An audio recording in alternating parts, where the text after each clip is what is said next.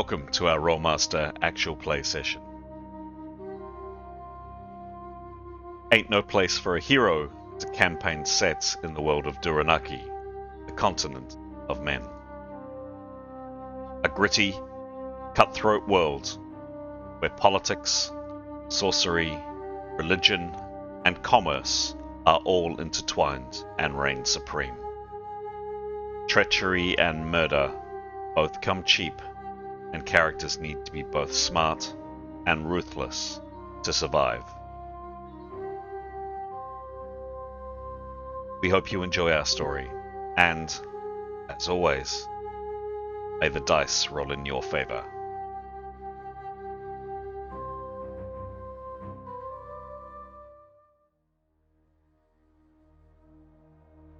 This is episode 77 of Ain't No Place for a Hero. Having escaped the strange, ethereal place known as the In-Between, our heroes find themselves magically transported to a small tropical island that they are now desperate to leave.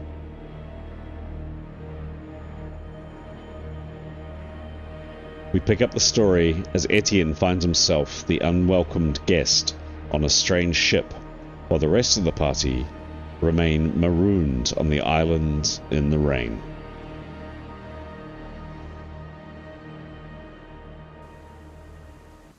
Hello, I'm Chris, otherwise known as GM Chance, and welcome to our story.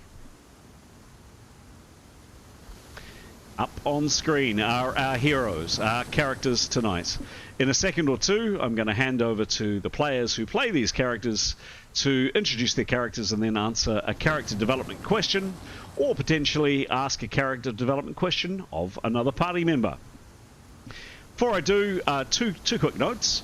First one is just a massive shout out to our followers, to the people that seem to be really enjoying this story. Thank you for taking the time to comment, like, subscribe, do all that good stuff, and particularly the number of people via Twitter, or X as it's now called, who have found their way via that channel onto this game. We do this for fun. This is our hobby. We are absolutely thrilled that there are people who are keen to listen to a bunch of people down in the South Pacific in Auckland, New Zealand, enjoy this fantastic system of Rolemaster. You are very welcome, and we want to hear more from you. Small request. If you are enjoying what you've watched, or if you've got an idea for your game, if you're a games master, would absolutely love a like, or particularly a subscribe. It really does help other people find our material online, and it certainly helps the channel grow. Really appreciate it.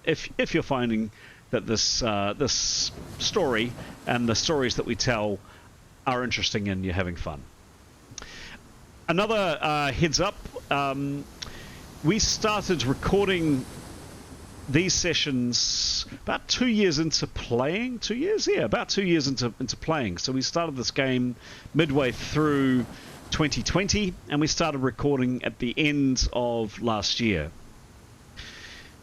To help viewers get up to speed with what's happened, our very own Graham, who plays a couple of characters in this game, has taken the time, the effort, and the energy, and has produced an introductory video which provides a really good, quick 5-minute overview of what the story is about. Along with that is a document that Graham has also produced, a PowerPoint, lots of nice photographs and images and stuff, so it's not particularly weighty to read. And that provides a bit more detail about the story and a bit more about what's happened to bring viewers and bring the people that watch this up to speed of what's happened. Both of those links are down below, so if you haven't already, strongly encourage you to have a look and have a watch. All right, we are kicking off with character introductions and a couple of character development questions from, indeed, Graham tonight. Graham, take it away. Thanks. Good evening. I play two characters, first of whom is Niathanal. Niathanal Sherakir. She is a high off. She is by profession a magent. Part sneaky persons, part fighter, part magic user. She is quite a nasty piece of work if you get the wrong side of her, but you wouldn't know it if you met her. She's perfectly affable, but underneath there lies a sort of, should we say, a darkness. And yes, she is rather adept, and her preferred with a sword, and her preferred method is to sneak up behind and put it between your shoulder blades. Other than that, though, she is an exceptional sneaky person and is very good at not being seen or heard, and is also, due to her childhood, a very adept acrobat. Of her questions, what was your character's most memorable and favourite day in life? One that does, she likes to, embrace her art and her skills and follow her deity's will. And not so many weeks ago, she went on a mission to take out members of an organisation called the Black Embrace, and she was on her own, and she snuck through a whole number of buildings at night to try and hunt out a particular enemy of hers. She didn't actually locate him, but she did take out a number of people as she went through the building, and then reduced the whole row of houses to flame and brought them crashing down. And she felt that was really quite satisfying as a thing to do on an evening. So yeah, she remembers that fondly. She needs a hobby, man. She really needs a hobby. She needs a hobby. She's got one. And the other one is Etienne, other character, Etienne Gilderflower. He's not like that at all. He's polar opposite. He's a lovely boy. He is a paladin, a holy warrior, or in his world, genitrist, half elf. Big guy, very beautiful, stylish. Most often, when he's not on a beach, found wearing plate mail. Pretty good with a sword when he's got two hands, and he hasn't, which is a bit of a problem, but we're hoping to put that right at some point. But yes, very charming individual, very morally driven. His question, favorite day? Well, he remembers the day he formally became a genitrist. He entered the order, and he physically felt the Aphrodite sort of enter his body. Whether that was just power of suggestion or otherwise, he believes that happened, and ever since then he's been a loyal and faithful servant, and he is under the impression that he is following her every will. Excellent. Thank you very much indeed. Let's go to Mason. Kia ora. So I'm Mason. I play Demos. He's big old, not old, big dude. Super friendly. He's recently become conscious after a few days, weeks unconscious. Mm-hmm. Pretty stoked to be alive and in somewhat normal territory. But he's still a bit confused as to sort of what's happened.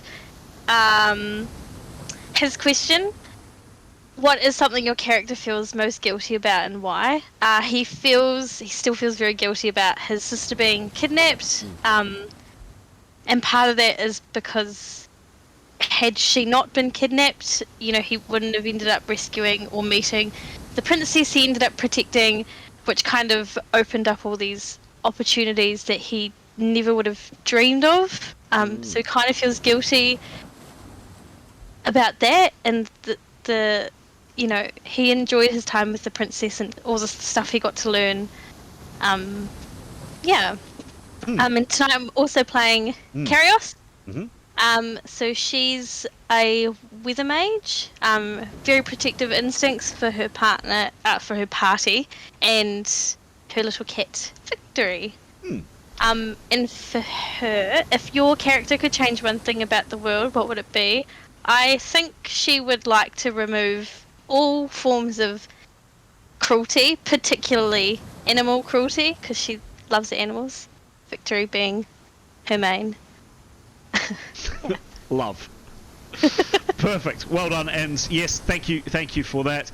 You are very kindly stepping into Alex's shoes tonight, Mason, because Alex, poor thing, has the spicy cough. She has COVID, so she's not joining us tonight.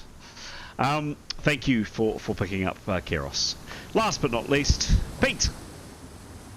Hello. I play two characters as well. First one is Leif. He's a half-elf. He's a warrior mage, so he uses magic and his longsword. He's a very friendly guy. Quite reasonably quiet, but looks out and enjoys the company of his friends. Question for him would be: what is something your character feels most guilty about, and why? We're not sure about most guilty. He's got a couple of things that happened in the time of the game that we've been playing. One thing would be he would like to have feels that we sort of ditched Valdez, so a former member of the party. He sort of went off and sought rehab for himself, which he's but in a foreign country. So feels that Valdez was a good friend, and he just sort of needed that support. But sort of he would like to one day go and look him up again, sort of thing. And hope he's all right. And another thing he's feeling sort of guilty about, or sort of spends time thinking on, was the I think Keros would refer to them as our EAs, our assistants or something. The slaves that were gifted to us as the champions of Eli, that we had to leave hanging, hopefully not literally, in the Oracle of Pytha when we had to fly off after the incident when the Oracle threw herself off the tower because of whatever she saw that was possessing us, the angelic or devil beings that somehow have got a connection to us. We think she sort of saw that and decided she didn't want to be around us, and then we got blamed for her actions. So that wasn't comfortable. So leaving the slaves there will hopefully their slave status will mean that they'll simply be their sort of lack of rights and lack of any sort of station will mean that perhaps in this case that they'll be overlooked and they'll just simply be unassociated with us. Rather than followers or companions, they're simply slaves. So the slaves won't have any, they don't, hopefully. So he feels a little bit guilty about that, or worried or concerned. The other character I play is Mithan. She is a high man. She is a ranger, so an outdoorsy type with a few spells as well, a little bit of healing. She's very good with a bow, and she's quite good with her broadsword too. She's not a very friendly person. She really doesn't care for people. Because due to her upbringing, but also just due to her personality, just not doesn't engage in emotions particularly. The question for her: if your character could change one thing about the world, what would it be? She would like the world to leave her alone. Thank you. All the people in the world just to leave her alone. Also, she'd like less stupid people in the world. I like Mithan's thinking. Yeah, excellent. Amen. Amen. Marvellous. Well met, one and all. That's the team. Fantastic. Graham, you mentioned you would be kind enough to give us a quick overview of what happened last time, please. Quick overview, yep. Well, we are on a desert island, still, most of us. And we appeared here after emerging from the netherworld, and we slightly miscalculated our drop-off point, and now we're cast away. However,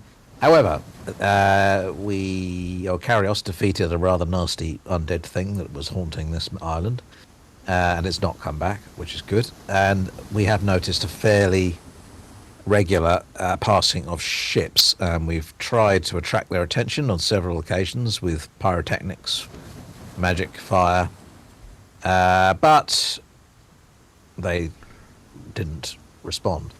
So, last time we came up with a fiendish plan where the Etienne would be flown invisible off to a ship when it got if a ship got near, and Karios would follow up and attempt to rescue if it didn't go well. Guess what? He unfortunately he stuffed up his landing because the ship was moving and tilling and moving quite fast, so he became visible when he hit the deck. After that, though, he did rather well. He charmed the captain, who he strongly suspects is a pirate, or certainly indicated that he was. And he was threatened to be put into chains. However, he's a very charming fellow, and he did his best with his natural guile and cunning to win him over. But just for good measure, cast a spell on him, which is called the Voice of Reason, where for as long as he speaks, the target will believe that his reasoning and ideas are correct and valid. And, however, despite that, however correct and valid they were found, he failed to persuade the captain that it would be a good idea if he returned on the boat to the island with some of his men to collect them personally, and instead the captain sent a small boat, cast off the larger vessel without him, with orders to bring them back. And he also unfortunately failed to persuade the captain, despite the spell, which was controversial, not to remain on deck, which was a shame because Carios was prepared to pick him up, but because he was taken below, it didn't go so well. So Carios returned to the island, and sure enough, the boat came out to visit the remainder of the party. The rest of the party most of them took cover on the higher ground. A few of them hid close to the vessel in the hope that they'd draw vessel up on the beach so that they could be overpowered, but they stayed just off the shore and instead shouted on the island.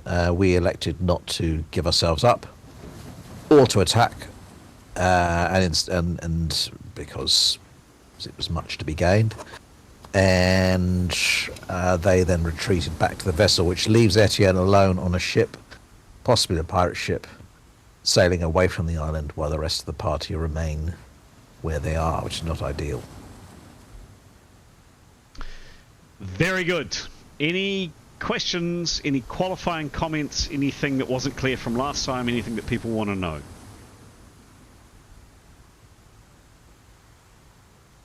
Nope. Okay. All right. Well, let's start the game.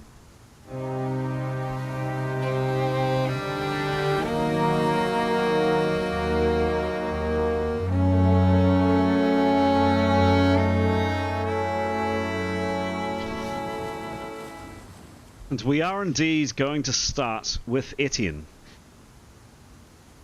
Could I ask that both Demos and Leif and Mithan and Keros jump into chat room 1, please, rather than swap around with sounds, etc. Thanks, guys. Try not to be too long.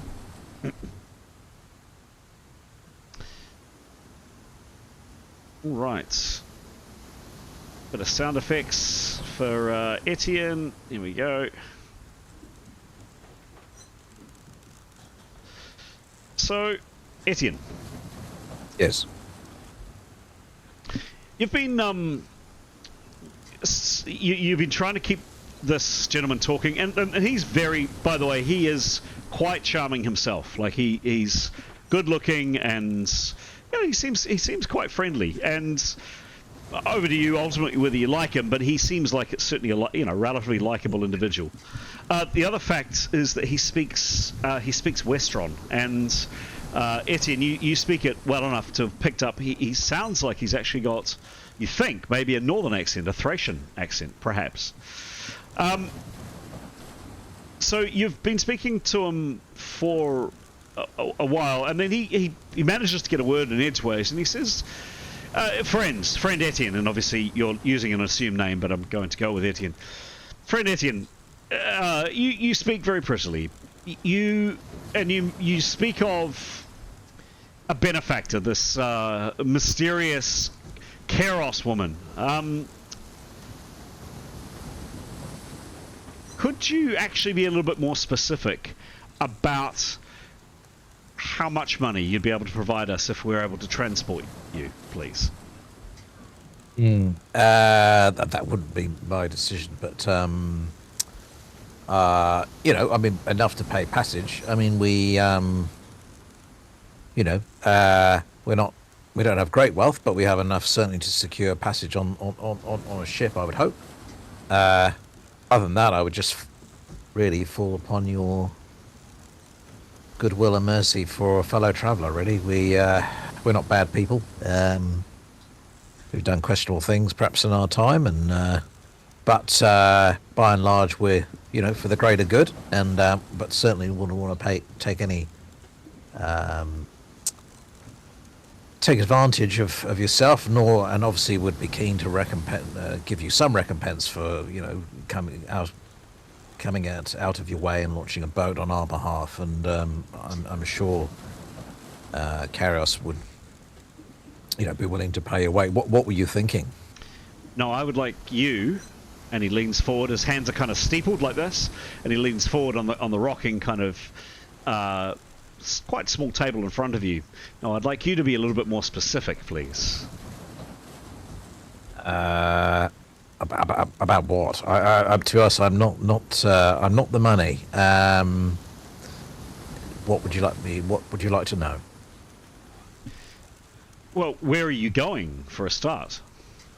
Well, what's the city near? This is off mic. What's the city close to?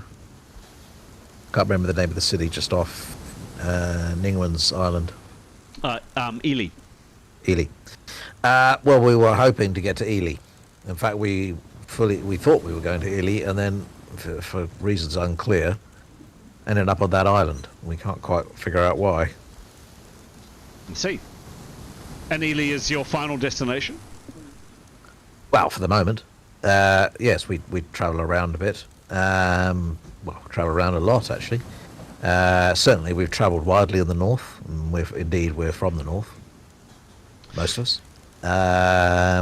But yes, we've certainly moved around a great deal. Well, this is my ship, and I'm Beautiful. very proud of the Gilded Galleon. And it is, yes, a beautiful ship, as you say. And it's my decision, ultimately, where we go and what we do. Of course. Yes, we have cargo that we need to get into Ely and to deliver to some of the noble houses there. Yes, we do.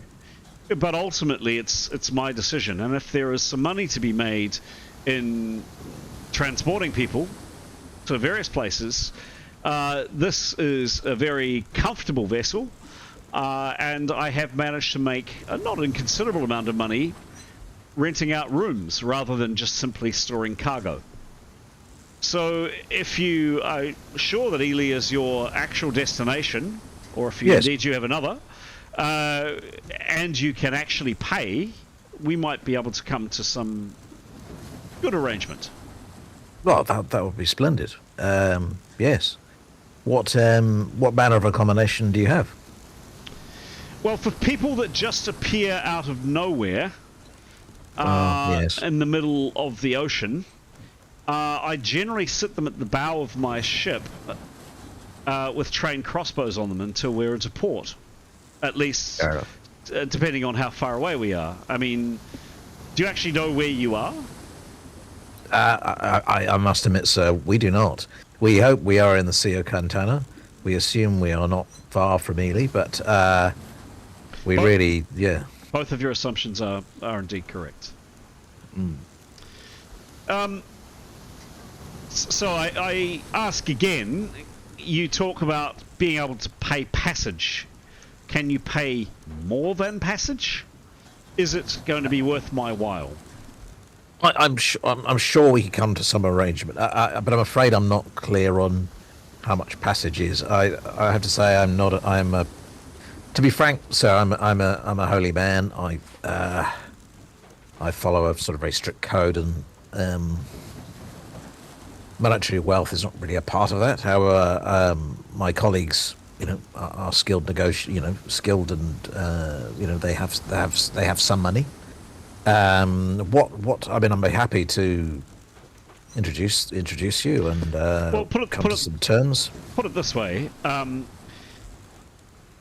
I mentioned that your both assumptions are correct. You are indeed very close to Ely, and you are indeed definitely in the Sea of Katana. a normal passage might be around 6 bronze pieces, 10 copper. That is the normal passage. Could you get me a little bit more excited than the normal passage? Certainly. Well, I would suggest.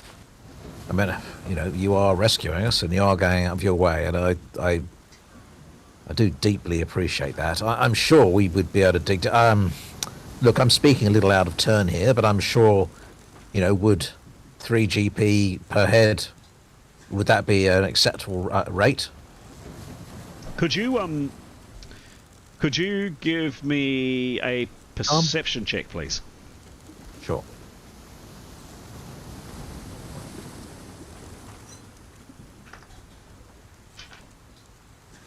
$30. Cool, and it's masked, of course. Yeah. And he'll try it. I mean, he'll ongoing. Oh, I suppose he's got that spell, so he doesn't really need charm. Okay, and what is his perception, please? Not great. Plus 15. Okay. Yeah. This guy clearly is quite a good poker player. Yeah. But you think you kind of see an eyelid twitch a little, maybe, but you might be imagining it. But other than that, he remains reasonably impartial. I see, he says. Very good. And then he changes the subject. He says, how did you lose your hand? It's a horrible story. We've been through some scrapes, to say the least. I met some foul creatures in our adventures, and one of which, well, sir, you wouldn't believe it. And he'll recount the tale. And he's quite good at storytelling, and he'll use his full charm to regale him in the. Does he have the adventure tale? He won't say where, but he'll describe the beast and what happened. Okay. Does he have telltale as a skill? No, but he's got charm. Give me half for that.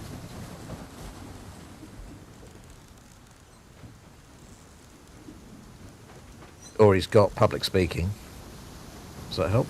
I think I'm happy to take the higher, whatever's better. Or public speaking is plus 46.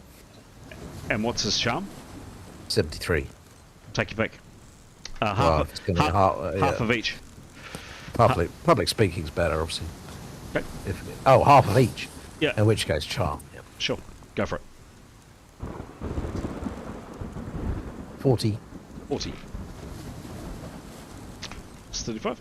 Yeah, I mean, yeah, you do a pretty good job of regaling. I mean, he's definitely interested. He's not hanging on every word, but yeah, he's interested. So an acid-spitting beast did that. You would honestly, they're horrific creatures. Yes, it sprayed acid on us everywhere. I was unlucky enough to get caught in a doorway, and it took my hand. It's most unfortunate, but we survived, and I got away with my life, and for that, Aphrodite be praised. Indeed. Well, that is a fascinating story, and he's about to say something, then suddenly there's Captain! And the bosun, the guy that went out on the longboat, is back. Excuse me for a minute, he says the captain. He's very well-mannered, by the way. He gets up. Now, I think the spell breaks when he leaves. Yeah, okay. So he gets up, and there's a conversation outside the door. And he comes back in again. He's got a smile on his face. And he says, well, my one-handed friend, it seems that your experiences with acid-spitting creatures, or however you lost your hands, don't thieves get their hands cut off in some places? Anyway, it Oh, seems... well, he'll show them the hand. It's got burn marks on it. You know? Yeah. He goes on and says, it seems whatever what misfortune has affected you, it seems that paranoia has certainly rolled into your colleagues' disposition as well. They have refused to join my companions in the longboat. They have insisted that you come out and make yourself visible. What say you to that? Of course, yes, I'm sure. I mean, no. What say you to the fact that your friends are? To be honest, sir, I suspect they are concerned for why I didn't appear with them. You must excuse us. As you can see from my hand, we've been through some scrapes. Could you give me another charm? This is straight charm this time. Give me a roll, please.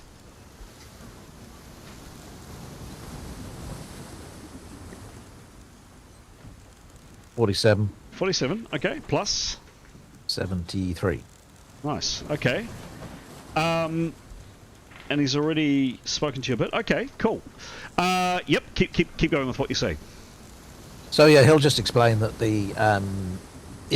we've been through some trials and we've been betrayed and captured and tortured on a boat previously. I will confess. In fact, that's how we came to come to these southern lands. And I'll be honest, yes, it was quite traumatic for my colleagues, and they may be reticent because they obviously don't know who commands the vessel, and I expect they're rather paranoid of that and wondering what became of me.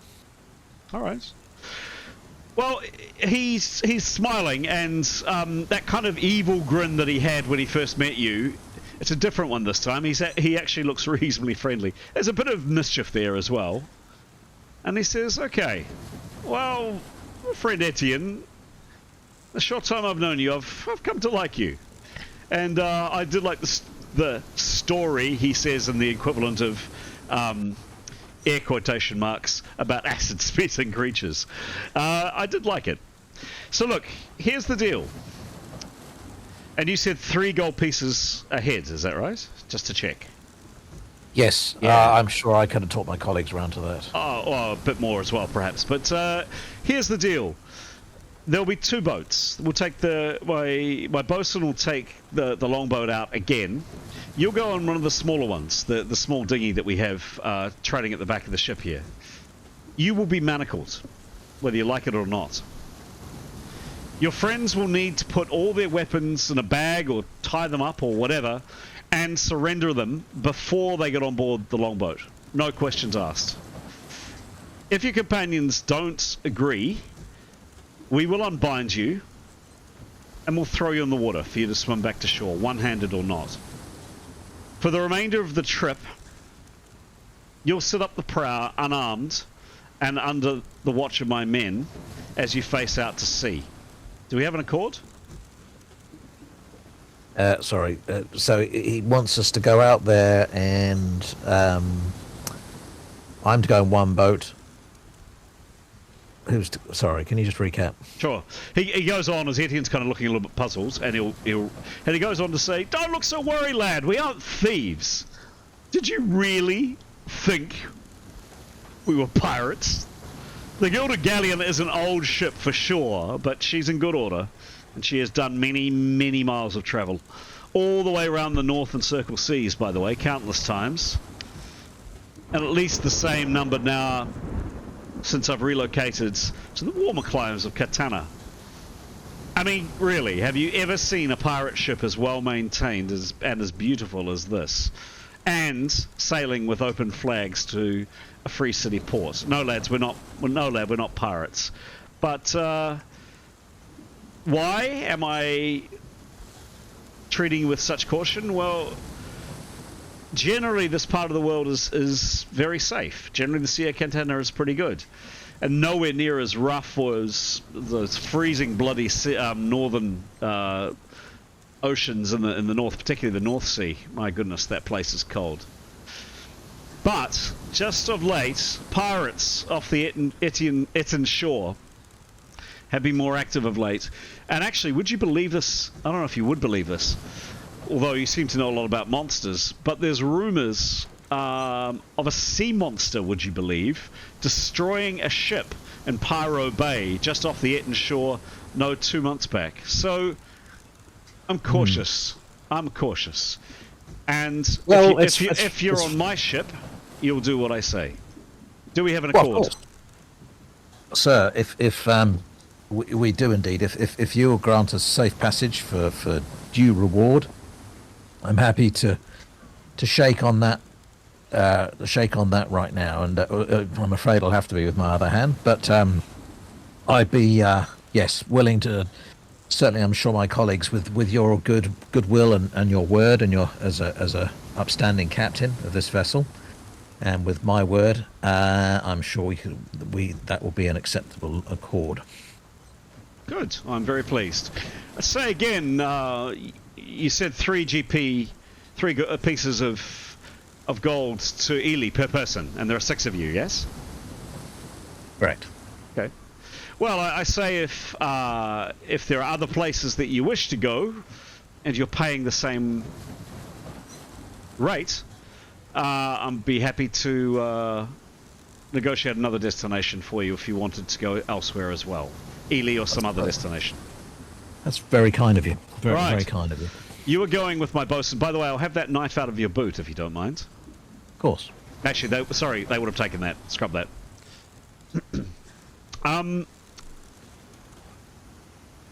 They lead you out, and Julie, that follows. You climb down. You're put in manacles. The manacles allow you enough freedom of movement to climb down like a short rope ladder down onto quite a small boat, only about six person vessel, crewed,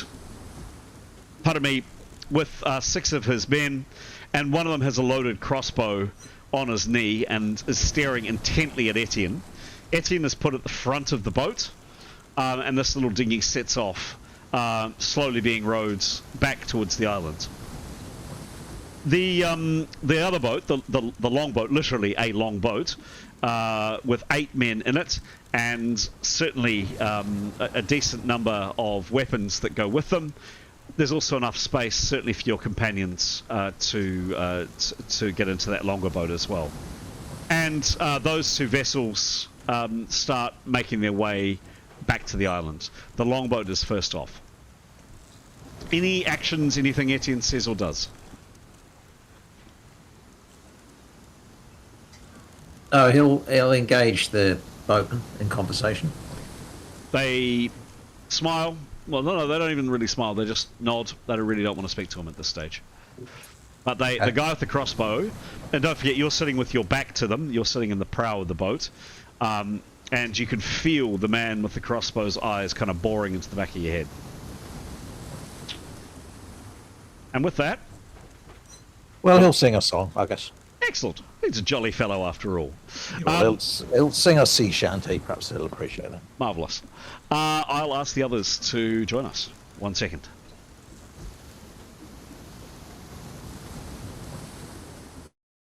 Taking off for, a couple of days to go to Greece or Germany or Turkey or something.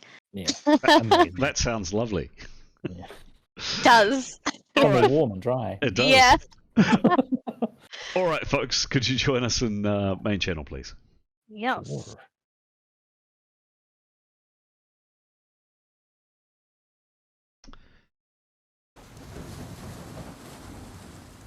All right, back on the islands. You've just seen the longboats go out of shouting range. What do your characters do, please?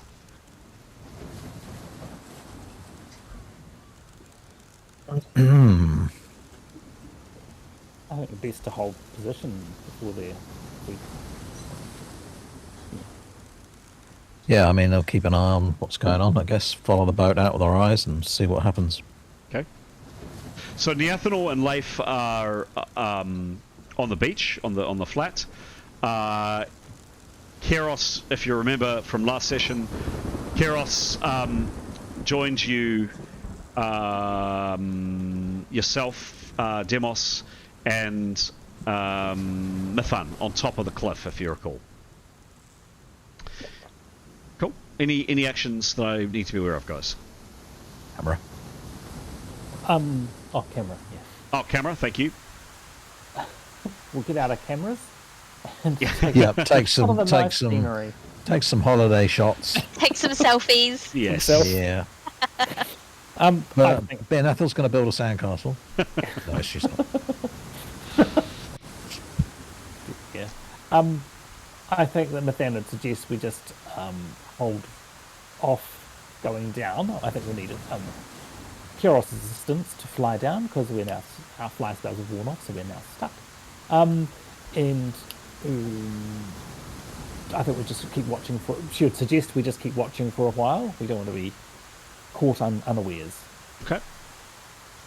All right. Well, it's a pretty miserable next, probably half an hour, 3/4 of an hour. You're sitting there in the rain. You try to find as much shelter as you can. One thing that's curious for those of you, particularly the elves, with good eyesight, this longboat does definitely make its way out to the ship. And it's too far away to actually see them climb up on board, but you've at least seen the longboat make its way there. And what's curious is the ship stays.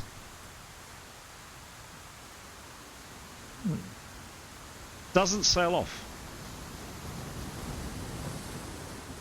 And about, yeah, as I say, 3/4 of an hour of miserably sitting in the rain with the ship still out there.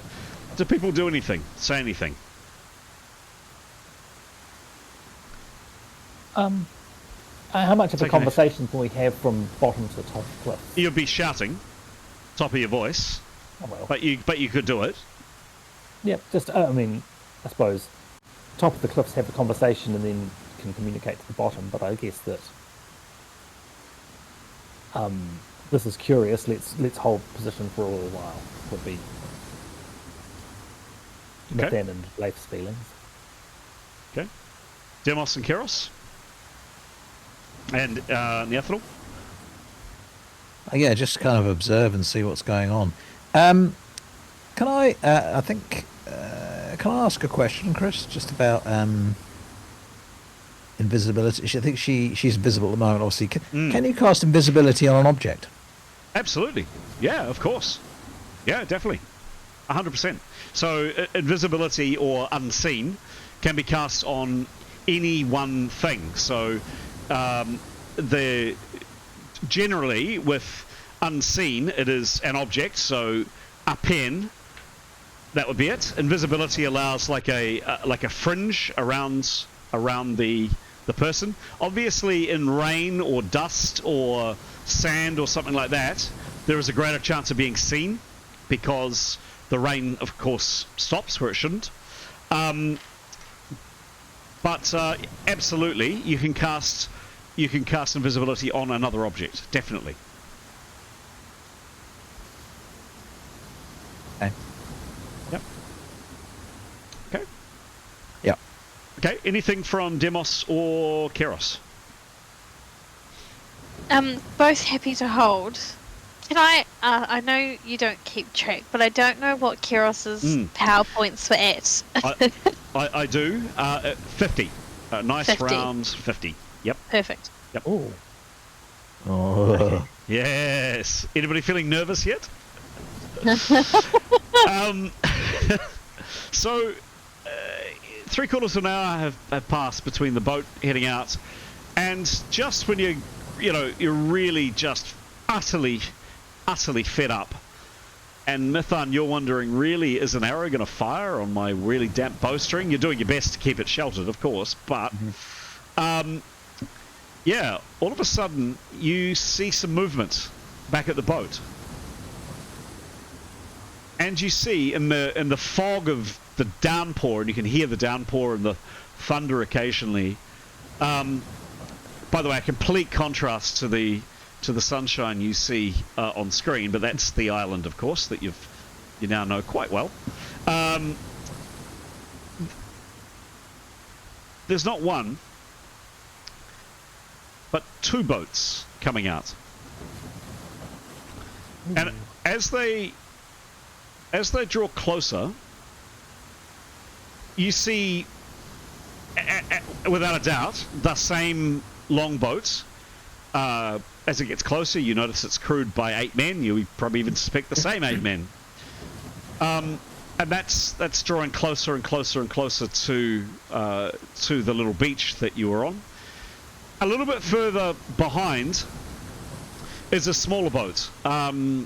Quite often, ships in medieval and Renaissance times would have the main longboat, but they'd also have quite often have a little coracle trailing at the end of the ship as well. Sometimes they would.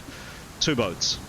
And this is indeed quite a small rowboat, a coracle, or whatever you want to call it. 5-6 person boat being rowed some way behind the larger longboat. And sure enough, as it gets closer, and Can I jump in there? Sorry. No, not yet. No, okay, sure. not yet. Yep. As it draws closer, you notice that Etienne is seated in the prow of the boat. Once you've spotted that, Leif, go for it. What are we going to do? Oh, this is Mithan, and I know I should have said this before, but just Mithan would sort of. She's been pondering on the names that we heard shouted. The captain being Orion Blackthorn, and the boat being the Gilded Galleon, and she would, whilst they're out of earshot, hopefully, she would share this information with people that she does recall hearing them before, and that's why it's taken her a little while, but that she had heard of this boat, this man, Orion Blackthorn, when she was younger, but this is from up north. This is from up in the Circle Sea and the North Sea, which is where she's from and where Kyros is from, and probably other characters. And that this guy Orion Blackthorn was a bit of a sailor and a charismatic and popular guy. And last she recalls is that she heard of him aboard as a junior sort of dog's body on board a merchant ship called the Gilded Galleon. So that name rang the bell as well. So it seems very odd that a northern ship is all the way down here. And last she heard it was a merchant ship, but who knows? Who knows? People can change. Or ships can Spies. change. But also that she thought that Orion Blackthorn might have been close to the Cathmere Traders Guild. So she's from Cathmere, and so is Kyros. So just there's some connections. There's some. Who knows? She would have shared that, hopefully, before they come into earshot, as she remembered. Okay. Yep. Okay. The 2 boats, one large, one small, come into view as described. Any actions from the party?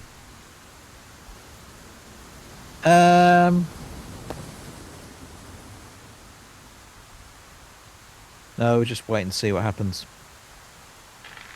Okay. Etienne, just in 2 seconds.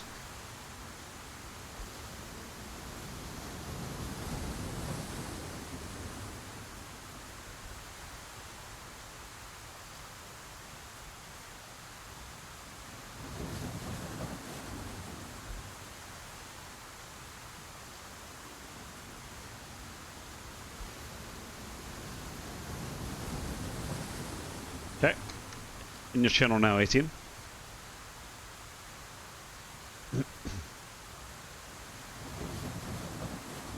Okay, Etienne will shout, "Friends, friends, it is I, Etienne.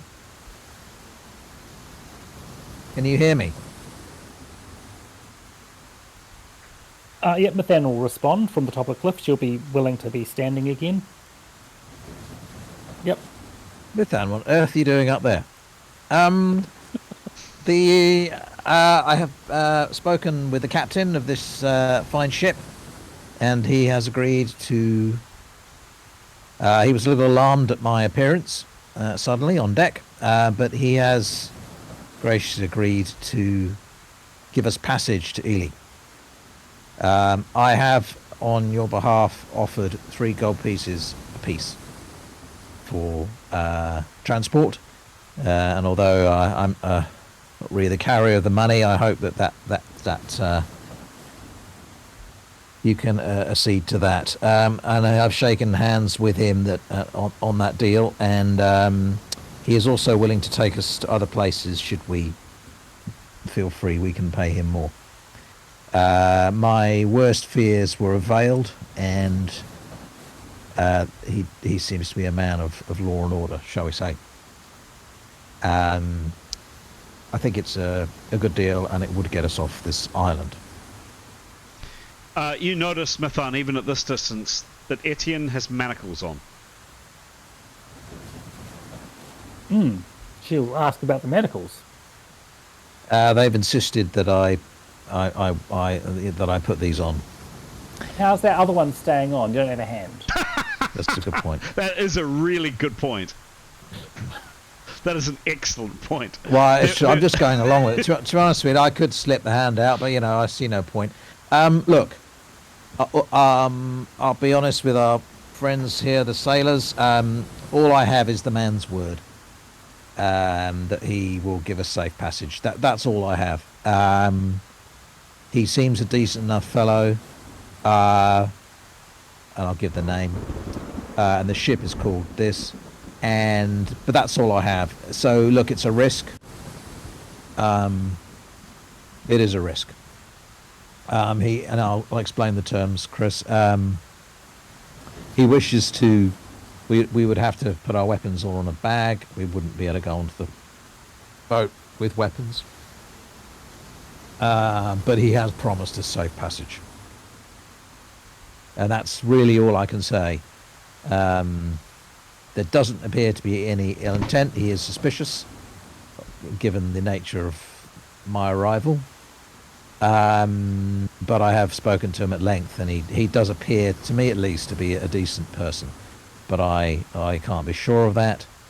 And that's where we are.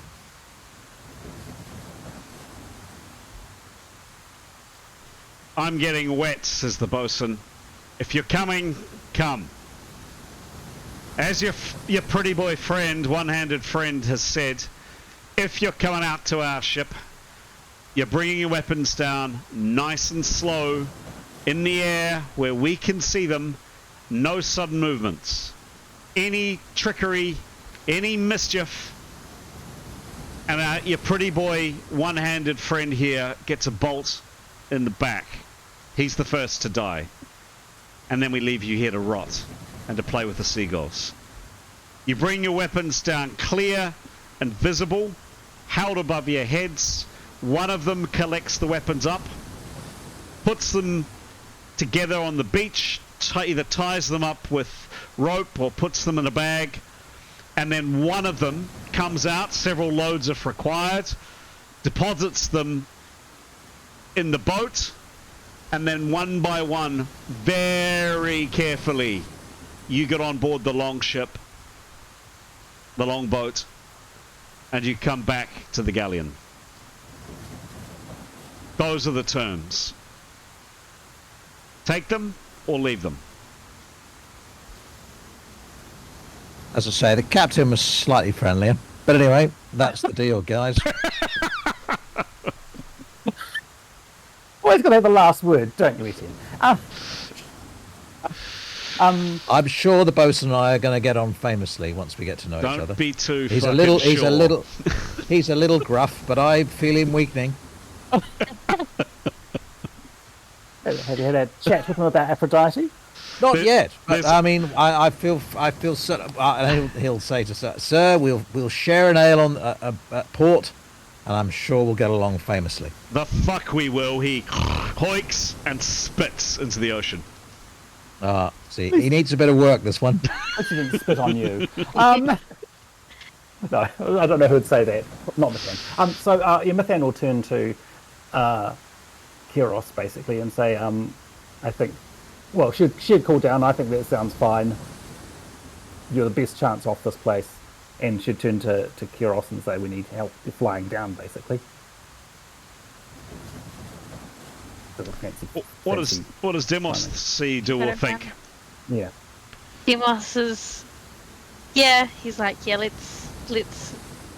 I feel like this island's making us all a bit loopy after being in the other place for so long.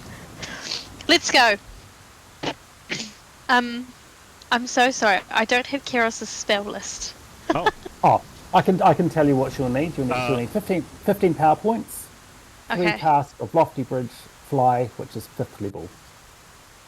It's really remiss of me, Mason. I'm just about to pop it into. Oh, yes, Okay, sorry, I completely forgot as well. What? No.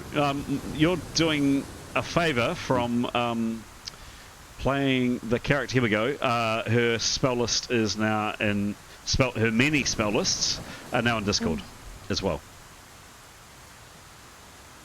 Whoops. But thanks, Pete.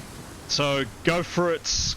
Now, Kyros has this thing where she doesn't need to prepare.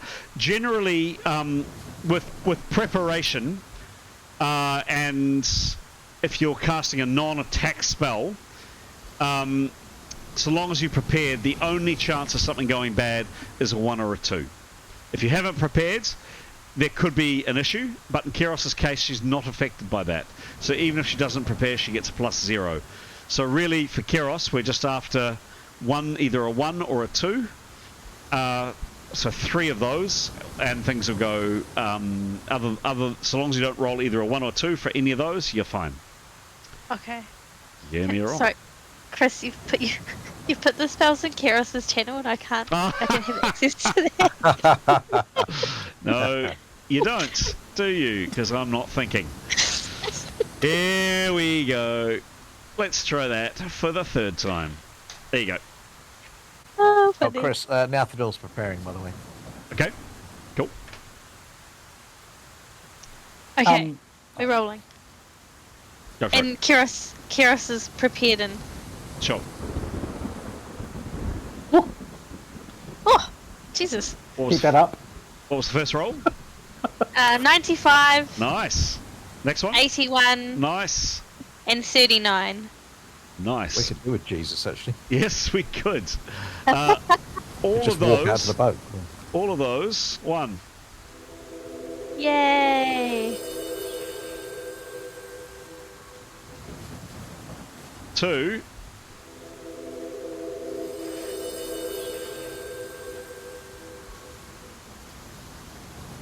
And 3 are successful. Oh, Blindfold. blindfold, yes indeed. I just say during that time, I suppose Mythan would turn back and say, "We are going to fly down," and she would begin unstringing her bow, and she would draw her broadsword and have her bow ready to hold above her head as she flies down. Okay, great. Actions from the others, please. Go on. Sorry, you go, Graham. No, you go. I was going to say, Dim wants to do the same. He'd have his spear above his head as he flies down. I don't think Kyros has weapons. She does. She has a composite bow that she uses infrequently and a broadsword that she uses infrequently. Right. Yes. So she'd do the same. She'd hold both Okay. up and out. Cool. Try not to stab anyone accidentally. And the 3 of you, fly down to the beach with weapons held aloft. Leif and Neathanel, actions from you, please. Well, when Neathanel's finished fully preparing, Yep. she would like to turn her backpack invisible. Yep. But she'd like to empty all her belongings out of there that are not precious into Etienne's pack, Okay. and put all the gold bars and things that she has into the invisible pack. Got it. So thank you. I was going to ask about that. How many ingots do you have in total? We have 15. 15, and I gave a weight on those, didn't I? You did. Do you have that handy? I was afraid you might ask that. And could she carry 15 of them? So the other party got a lot more. So they got 45, I think, didn't they? Yeah, they were carrying the bulk. We had fewer.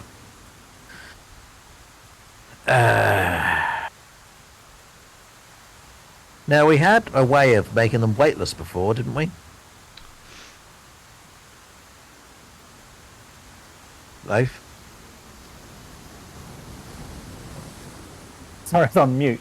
I think we cast float on the chest or something before, but that's only for a limited time, so it's not much use. How long could we do that? Could we float it for? I'm feeling it's 10 minutes per level. All right, so we could get to the ship then. Yep. So Leif would have to cast that, and it's 10 minutes per level, and he's level 7. So. Okay. Once she's shoved as many ingots as she can into pack, the pack's obviously invisible, so she'll signal to Leif to come over and figure out how they can make the ingots. Well, they can be invisible because they're inside, but whether they could levitate the pack and somehow drag it behind them without arresting suspicion. So don't forget, these are large, heavy lumps of metal, which are chinking and knocking against each other. They will create noise, no doubt. Well, no, I mean once they're in the pack, they'll hang weightless in the air, won't they? Well, certainly if you're picking up the pack manually, physically, normally, they will clink, no doubt about it. Yeah, no, that's understand that. But if we were to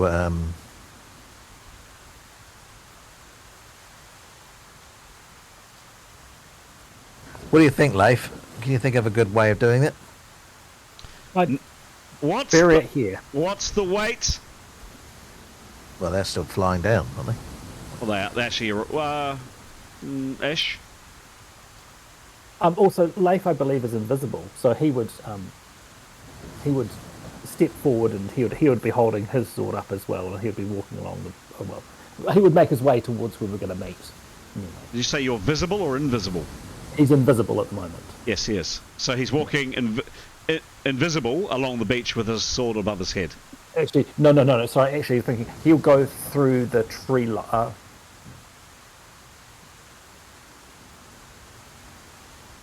No, he will just make himself visible. Yep. Right, thumping himself on the chest, and then, trying to be very obvious, he'll probably call and draw their attention to him. Yep. And have his sword and his bow. No, I don't think he's got a bow. His sword, he'd do the same thing with the sword above his head. He'd walk along the beach to where he thinks the flying people are going to come down, and to where where our fire was, where our equipment is, where our packs are. I assume. Sure. So if Niafano wants to talk to him, he'll be there. She's still invisible, though, I think. Correct. Yeah, I think she'll make herself visible, but she'd like to just talk to Leif about how best to achieve this. I think we bury the ingots here and leave. I think it's a risk taking them on board. They sound already spooked. Yeah, well, we could do. Actually, yeah.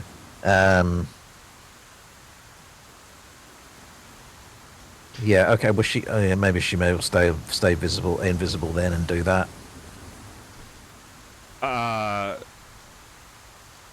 I mean, by the time, so it 40 basically, by the time that the three companions on top decided to fly and come down and draw weapons, is call it 40 seconds to wait for the spells to be cast the spells, and then fly down. I mean, we're talking there a grand total of maybe 5 minutes, so she's got 5 minutes to put ingots in a pack, and you're not exactly going to be digging much of a hole in 5 minutes, but in the sand. Give it a go. Yeah, all right, okay. realistically, I don't think you're going to get all 15 ingot. I mean, how large are the ingots, please? Well, I imagine an ingot is probably what about? Sorry, not how large. How much do they weigh? I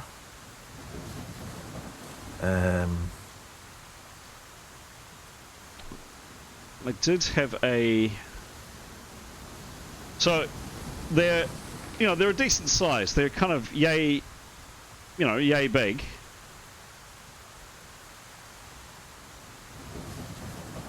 I'm going to say, because we're kind of doing this on the flight, in my head at least, I think you could get 11 comfortably inside the pack. You would struggle to get all 15. No, I think she's just going to bury them. Bury them all? Okay, sure. Yeah. Except maybe one mithril that she will turn invisible and just hold, I think. Okay, so she's... So firstly, give me a roll for the pack turning invisible. Well, in actual fact, the invisibility won't last that long, so she'll just do it on the single item. Okay, give me a roll, please. So she's burying the ingots in the sand and no pack, right? No pack, yeah. She's just. Oh, I see. Okay, understood. Yeah. Okay, it's going to be a very hasty hole, but sure. Okay. Yep. And give me a roll for the invisibility for the others, for the mithril. 39. 39. No, 41. Sorry. Yep. The spell's successful.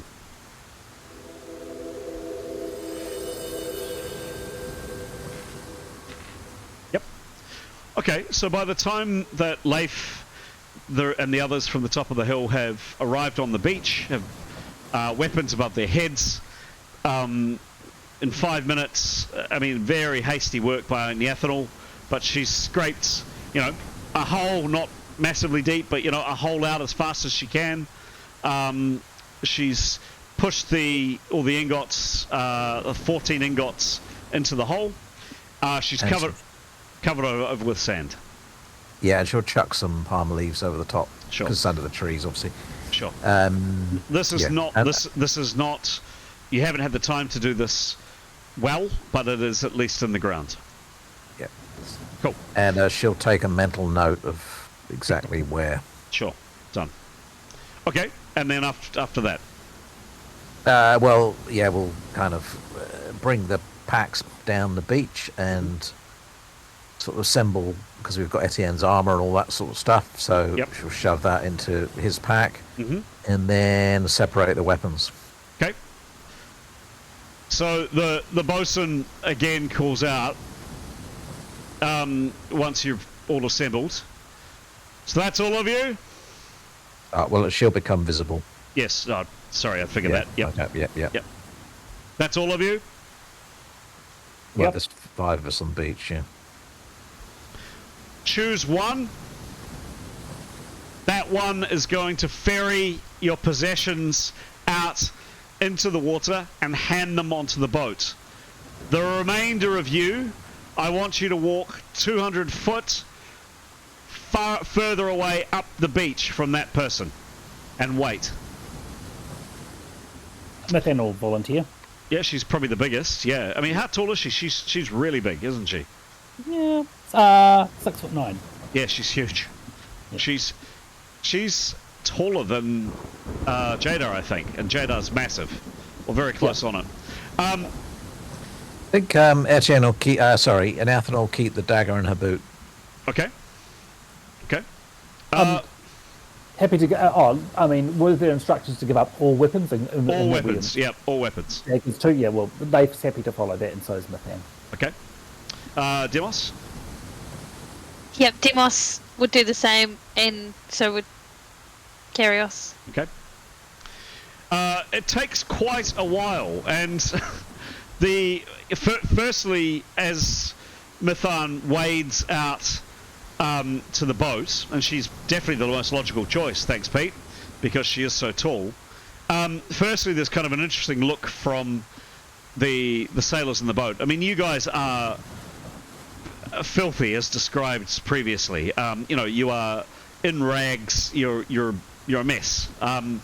The filth of the in-between, blood, some of it yours, some of it your companions, some of it some of the creatures you slew, is on some of your clothes.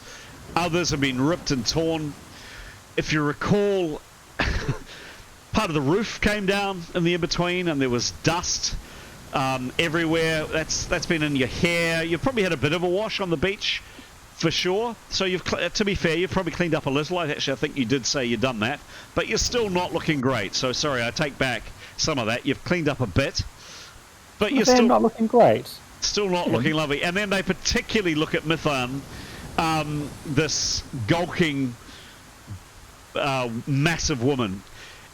The other thing that they take great interest in is the number of ferry loads of equipment. And they kind of just count, one long sword, another broadsword, a spear, a couple of bows.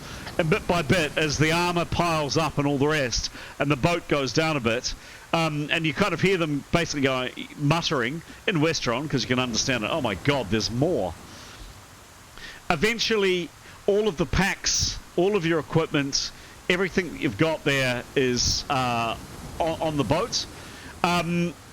Graham, can you give me a pure luck roll, please, to see if the bumping and the whacking of your pack with the ingot, the invisible ingot in it, I think she's holding it. Oh, she's holding it? Okay, where does she hold it? And how does she hold it? In her hand. So it's a piece of metal about this big. It's cumbersome, right. and it's all it's an ingot. Yep, it's a lump of metal. Well, okay, then I'll put it in my pack, but I haven't got a thing. Oh, bloody hell!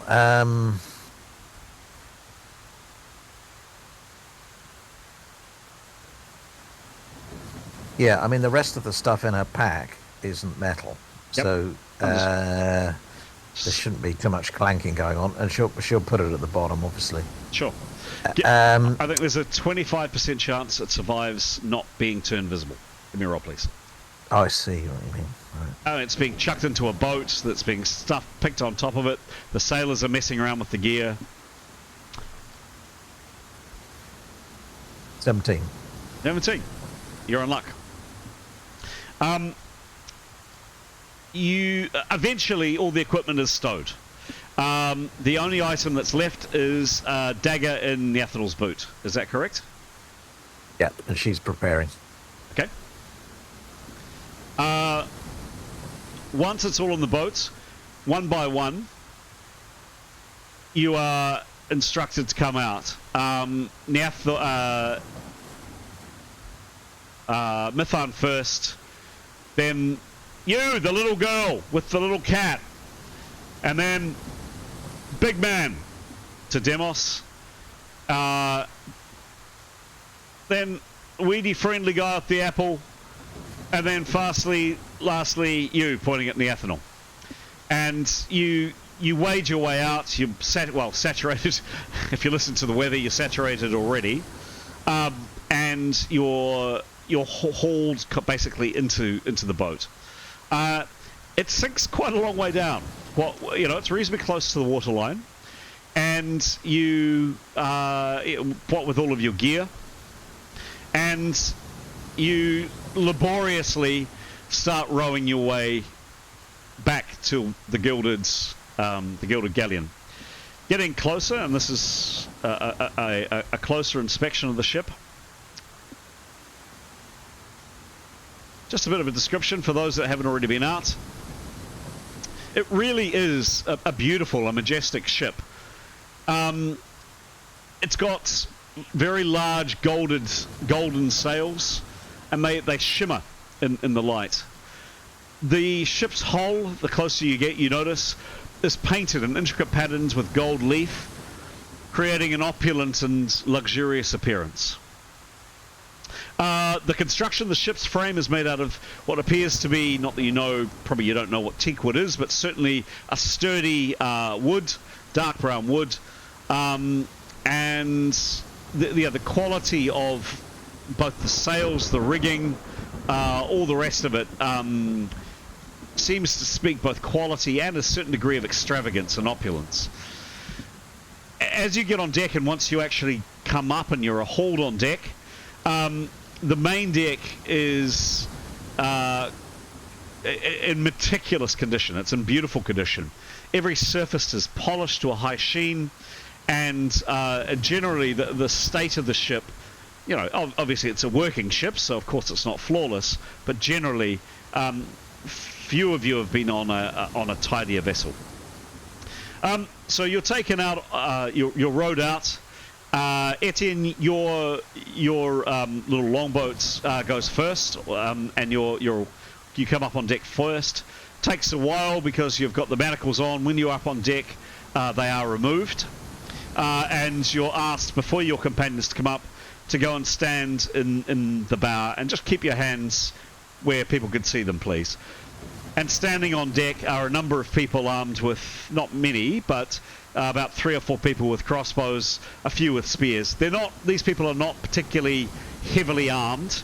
A few have cutlasses as well, but it's not like they're armed to the teeth, and certainly not everybody has a weapon. And no apparent, not everybody has armor by any means. Each one of you is taken up on deck. Just to check before I do, though, however, any actions I should be aware of. I think Etienne's certainly happy to comply and will keep his hands, you know, he'd spread them out on the thing, so he's just not being seen to be in any way mistrustworthy and just generally smiling and greeting people. And Niathanol would be compliant and have an air of enthusiasm and gratefulness for being extractive and thanking people. You know, she'll put on her best little act for the... Okay. Okay. You were mentioning you're preparing as well. Any... I had been, but that was just in case something happened. So, right. Yeah. Everybody else? Any other actions I should be aware of? Same from Leif. Being grateful to be rescued. I mean, not too effusive, not annoying. But be cheerful. Oh, and speaking of being cheerful, I believe that boat could be called a jolly boat. The little one. So, you're absolutely right. Jolly boat. That's exactly what it is. Leif will restrain himself from making a comment about how the bosun doesn't suit his boat. Excellent. Mathan will be indifferent. Okay. She might try and pretend to show some gratitude, but she'd want to make sure it's pretend.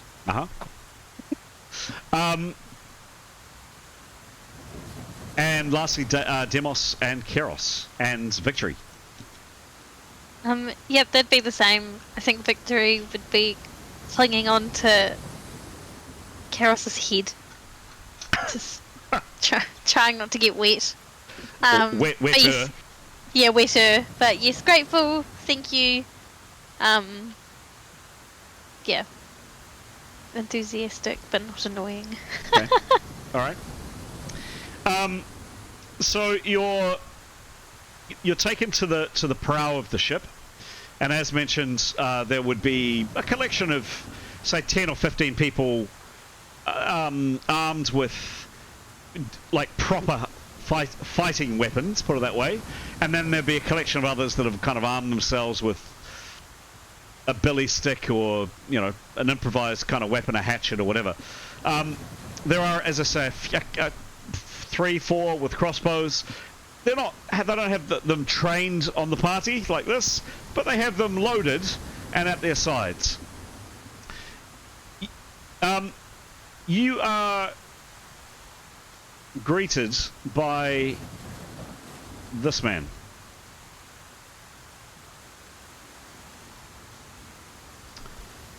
And once you're all standing in the prow of the ship, he says, "Welcome. My name is Captain Orion Blackthorn, and this indeed is my ship, the Gilded Galleon. Your friend here, Etienne," and he gestures towards Etienne. He uses Etienne's pseudonym name. Has vouched for you and has said that you are in desperate need of passage and of, well, frankly, removal from that rock over there. He said to me that you would happily pay 3 gold pieces per person for the passage to Ely. And I magnanimously accept that offer. Before we set sail, you'll be checked for weapons, and you'll understand my alarm. You, he points to Etienne, arrived in the middle of the ocean, unannounced, and frankly scared us quite badly. And as mentioned, generally these seas are safe, but there are pirates here. For the remainder of the voyage to Ely, you will sit here, and I'm sorry, you will sit here in the rain, guarded by my men. Your packs and your other possessions, your weaponry, etc., and my goodness, you certainly have a lot of weapons, will be taken indoors, and they will be well cared for. You will not be robbed on board my ship. I would say to you as well, you seem to have coin. It's up to you how you spend it.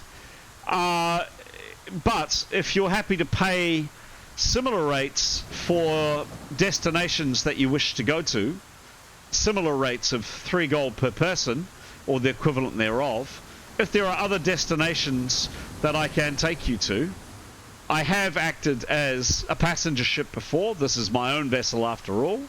And frankly, if you're prepared to pay the rates that you are, I'd be happy to take you.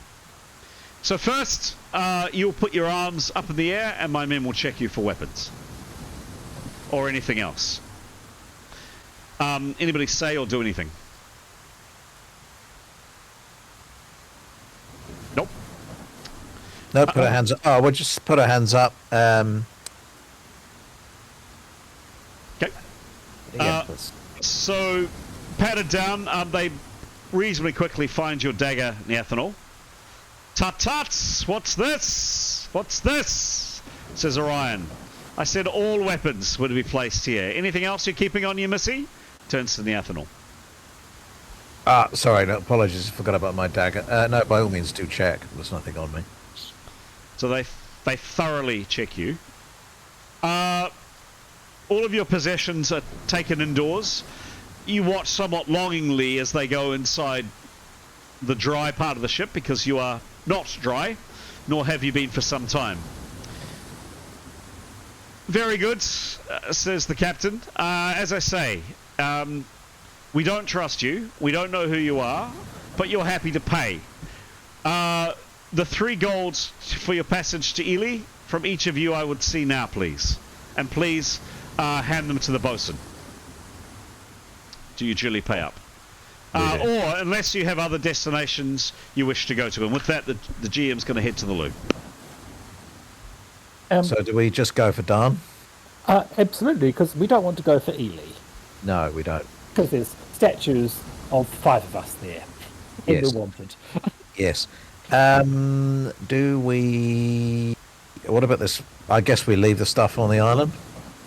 For now, I think we need to get the name of the island Yes. and or its coordinates or directions to it. Yes.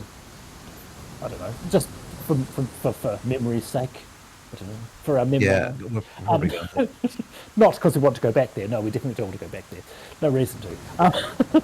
Yeah, I reckon Yeah. we get the name of the island and then, ask for them to head for Darrn. Yep. Agreed.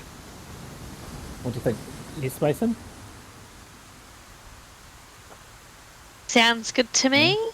I mean, do we then, because he's willing to take us places, Well, I wonder. do we get him, if it works out, do we get him to A, take us to Darrn, B, hang out there while we see Ningwen, and then perhaps even get him to bring us back to this island, if he works out, and then take us on to wherever we want to go. True. I think I'm the just danger going to with the bathroom, that, but hang on. the danger with that is that if they go, well, will they be willing to wait? Oh, are you there, Graham? Right, no. I was just thinking, Mason, that if they're willing, oh, you are? You're not. It's watching the microphone go on and on. If I mean, how willing to wait would they be on Darrn? Because I think it's supposed to be a creepy place. No, I wonder because I'd be curious to know what they're doing. You know, Yeah. like why are they Well, I reckon it's just a around? merchant. I reckon it's just a merchant vessel. Oh, okay. So they're just. That's Mithan's memory, and it's Oh. well kept. So sorry, I might have spoken too quickly, but that's what Mithan was trying to relay in her Yeah. shouting, was that she had heard of them before from the North Sea, so a long way from here. Don't know if you need Yeah. to get into that with them, but Yeah. But and it sounds like it's a well kept boat rather than a pirate boat, doesn't? Yeah, I don't know. But the problem would be if they go to Ely, they will see our statues. Right. And So if we were to they'll know. if we were to go to Darn Yeah. and they leave us there. And come back, go to then they'll know Ely. who we are, and they might have Right. bigger ideas. Yeah. Yes. So So- either we ask them to wait and take us to where the other places we need to go, or if they don't want to wait, we'll say Well, so we long, can make farewell. We have enough wealth, don't we, among us to pay, don't we? But do we have enough wealth to? Sorry, do we have an opportunity to discuss amongst ourselves, Chris, whilst on deck?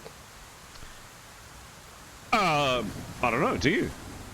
Well, we could request that we have a group discussion if that's okay with Orion. Certainly. We'll set sail now, Yeah. but I will be paid within the next hour. Oh, Oh no, we've paid. I think we'd pay the 3 straight up, and we I need to see. discuss about other destinations. Okay. So mark off 3, please. Yep. Certainly, you can speak. So the remainder of the ship's crew definitely begin going about their business and up rigging and all kinds of things.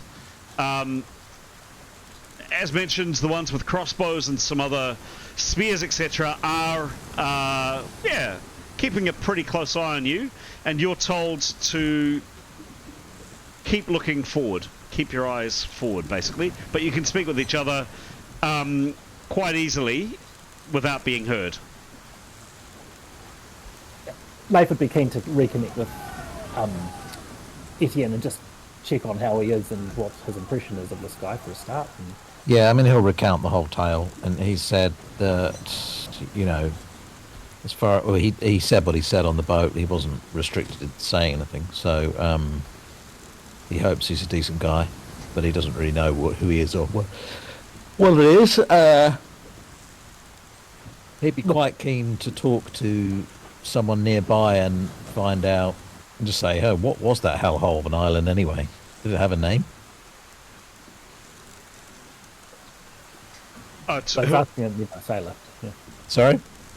The sailors definitely are not interested in engaging with you. They don't want to speak to you.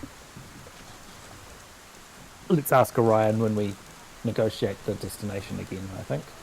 Okay. Yeah. Mithan would relay her dim memory of hearing about a gilded galleon and Orion Blackthorn as being from the north, which is odd, and being a merchant ship, which is bearing out in the ship's in good shape. Not And to her knowledge, would Thracian merchants come this far south? Well, I suppose merchants can, and to her knowledge, yes, that ship and he did travel further afield, but this is a decent bit south. But do we know, Chris, about what the movements of merchant ships generally are? Any general knowledge to the thing? It really depends. I mean, there is often very good business to stay in one of your seas. You guys, many of you are from the North Sea, and there's good business to be had just in the North Sea. That said, there would be nothing stopping a merchant sailing on a long voyage, often taking items of trade that are not freely available or regularly available in one place, higher margins elsewhere. So it really depends. Often the massive ships, these huge ships that have this substance called cashin at the back, Cashin is a grey rock that is lowered into the back of a ship's, almost like a small engine. It's not an engine, but it goes inside a metal container. The Cashin bubbles and boils, and it creates propulsion. And that's been discovered in the last couple of 100 years, and that has increased sailing times quite dramatically. Often that's on very, very large ships, but there would be nothing stopping the Gilded Galleon sailing, you would imagine, from the North Sea all the way down here. It seems like a pretty robust vessel, perhaps a bit small, but yeah, not like unusual, but not like astronomically so. Or the Thracian spies, but yes. Paranoid, much. Oh, no reason to Everyone's be. a spy. Yeah. Yeah, Leif's thought was that we engage them to take us to Darrn, but that if and to pay for them to wait for us if we want to get passage with them further, but he doesn't think it's a very good idea for them to go from Darrn to Ely and come back to Darrn to pick us up. Because once they go to Ely, they'll probably see us in the statues or hear about our reputation and know who we are. And also in saying that if they aren't willing to wait for us on Darrn, then we need to be quick on Darrn and get out of there as soon as possible, because they'll might well go to Ely and want to come and claim a bounty or inform, potentially. So that's his thoughts.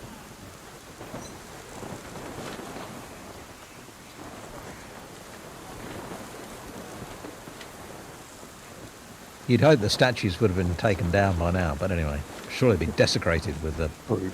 faces chiseled off. True, but Yeah, who knows what images there might. I mean, there might be wanted posters up. In There fact, I were, think well, there no, are. there were. Yeah. Exactly.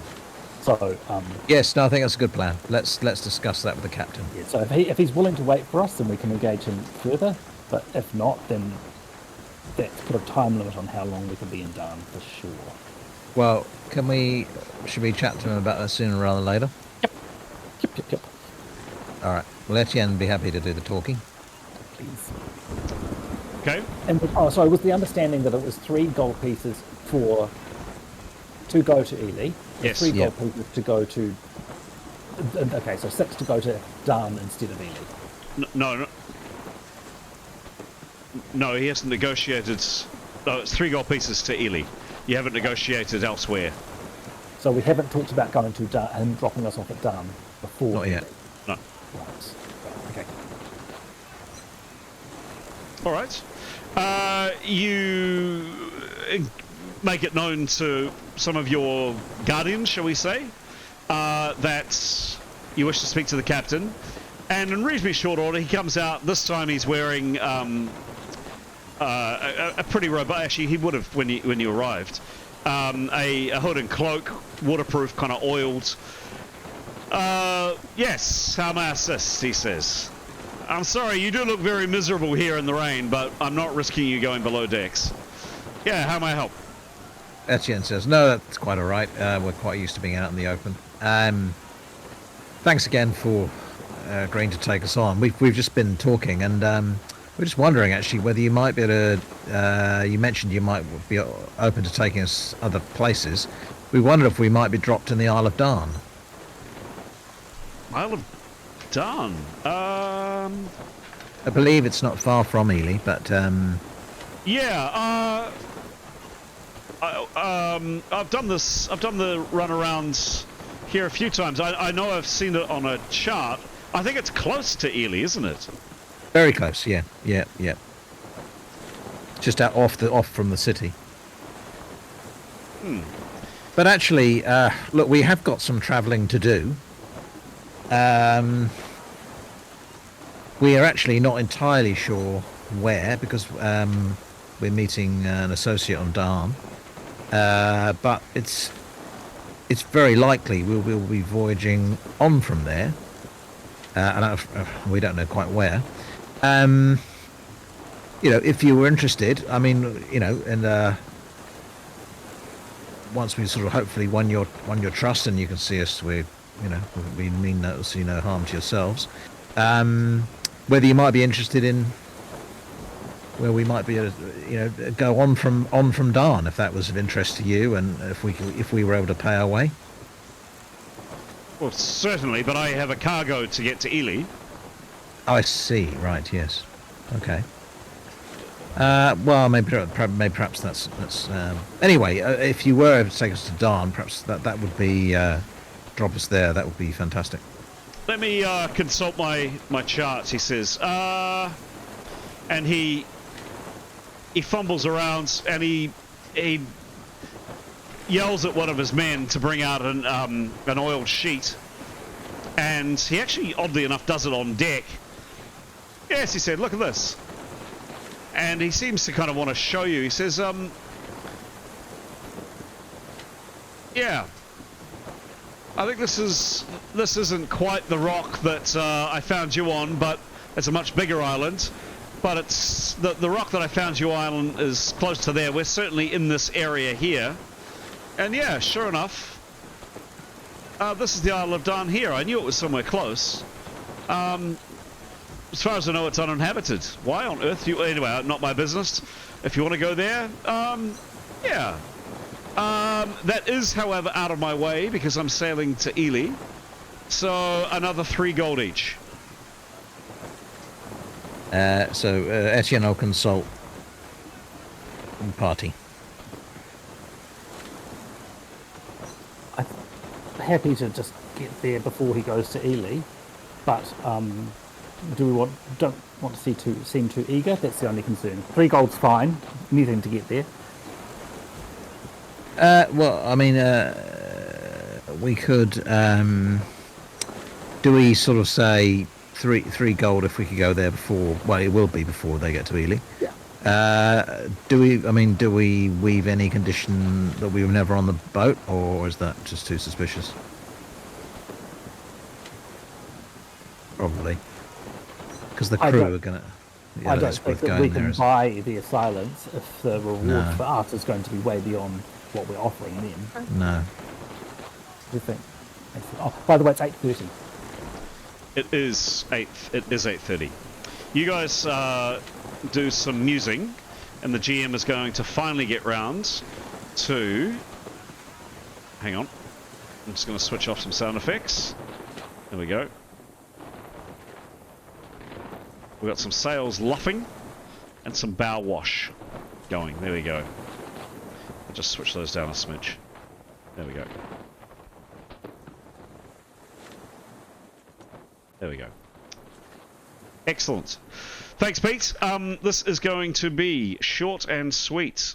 Very short and sweet. So have a bit of a think, players, while I come back to you. Just quickly, if you haven't watched one of our videos before, we try, partway through, to do a very quick deep dive into some aspects of the Rolemaster rules. Why? This was the system that came out in the 1980s, and it was, at the time, popular to moderately popular. Very popular in some places. But it's not a system that a lot of people play now. It's still in print, of course. You can buy it on Drive-Thru RPG. Again, links below this video. If you're interested in learning more about the system. We do is pause the game for 4 minutes and just dive into the rules a little bit to discuss some aspects about how the game is played. Simply because it's not a well-known system, and we would love more people, more gamers, to give Rolemaster a try. Sorry, I'm just going to switch down my sailors shouting a little bit. There we go. And generally, how we come up with these topics is I pop a note up on the community page on the LinkedIn. Sorry, not LinkedIn, on the YouTube channel, and put a poll in terms of what people would be interested in learning about. And one of our viewers, quite some time ago, mentioned that they'd be interested in learning a bit about the house rules that we run, and that was some weeks back, and we have not yet got to it. We are tonight. So Pete, please can you start the timer now for 4 minutes, and I'm going to just quickly touch on, and I will very quickly touch on, a few house rules that we look at. So one of the aspects about Rolemaster, and there will be an upcoming video that I'm going to make about how to play the game, the different editions, and I'll take in a future video I'll be taking people through an exercise of making a character and actually an entire session, and how the dice rolls and the mechanics work. That's definitely for a future video. But as will be explained in that video, there are a very large number of rulebooks that can come with this system. Behind me, you can just make out perhaps the shelf behind me, and while the just the camera going to pick it up? Yep, the camera is going to pick it up. That there is pretty much all Rolemaster books for the Rolemaster second edition /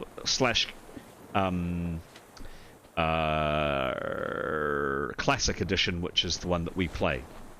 One really important thing to note: most of those books, the vast majority of those books, are optional rules. The 3 core books that you need are Spell Lore,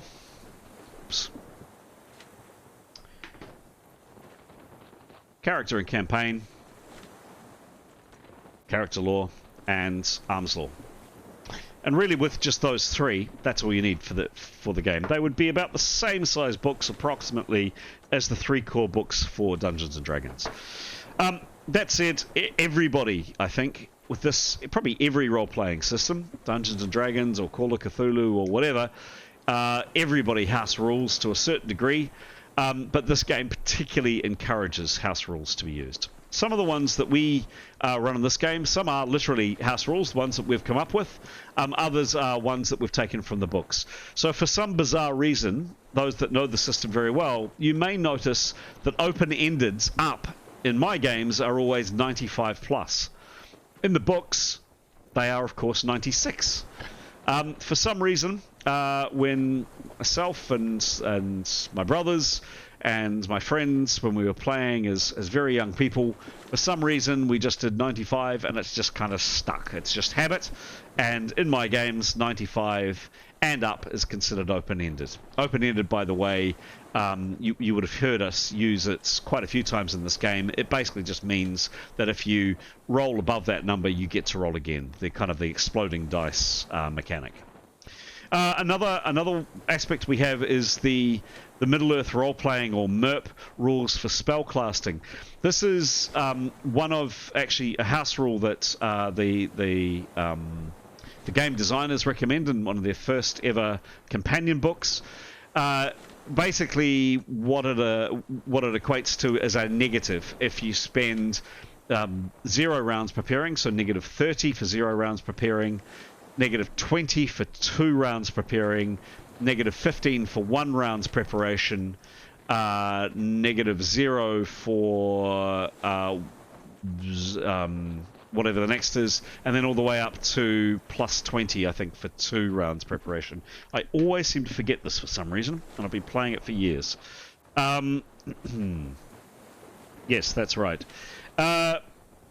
Slightly different than the books. I just find it's an easier and a faster way to get your head around how long a character has been preparing their spell or baking their spell for. Another one is breaking 500. So in the role-playing, in the Rolemaster attack charts, the top of the attack charts finish at 150. So if you're attacking somebody with a broadsword or a dagger or a falchion or a bow, the upper end that you can get to is, the best roll you can get is 150. There are rules in these additional supplementary books, rules that we play, which says if you roll really well or you've got a very high skill, you can actually do more damage than what's in the books.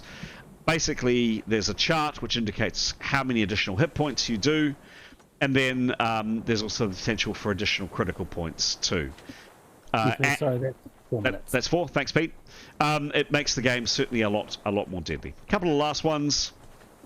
I don't play exhaustion points in our games. They're a really realistic mechanic, but again, it's just another thing that players need to keep track of, and I think it just creates unusual, yet more admin that you don't really need to do. And then last couple. I have developed over the years my own little book of armor. Principally, here we go, that one there.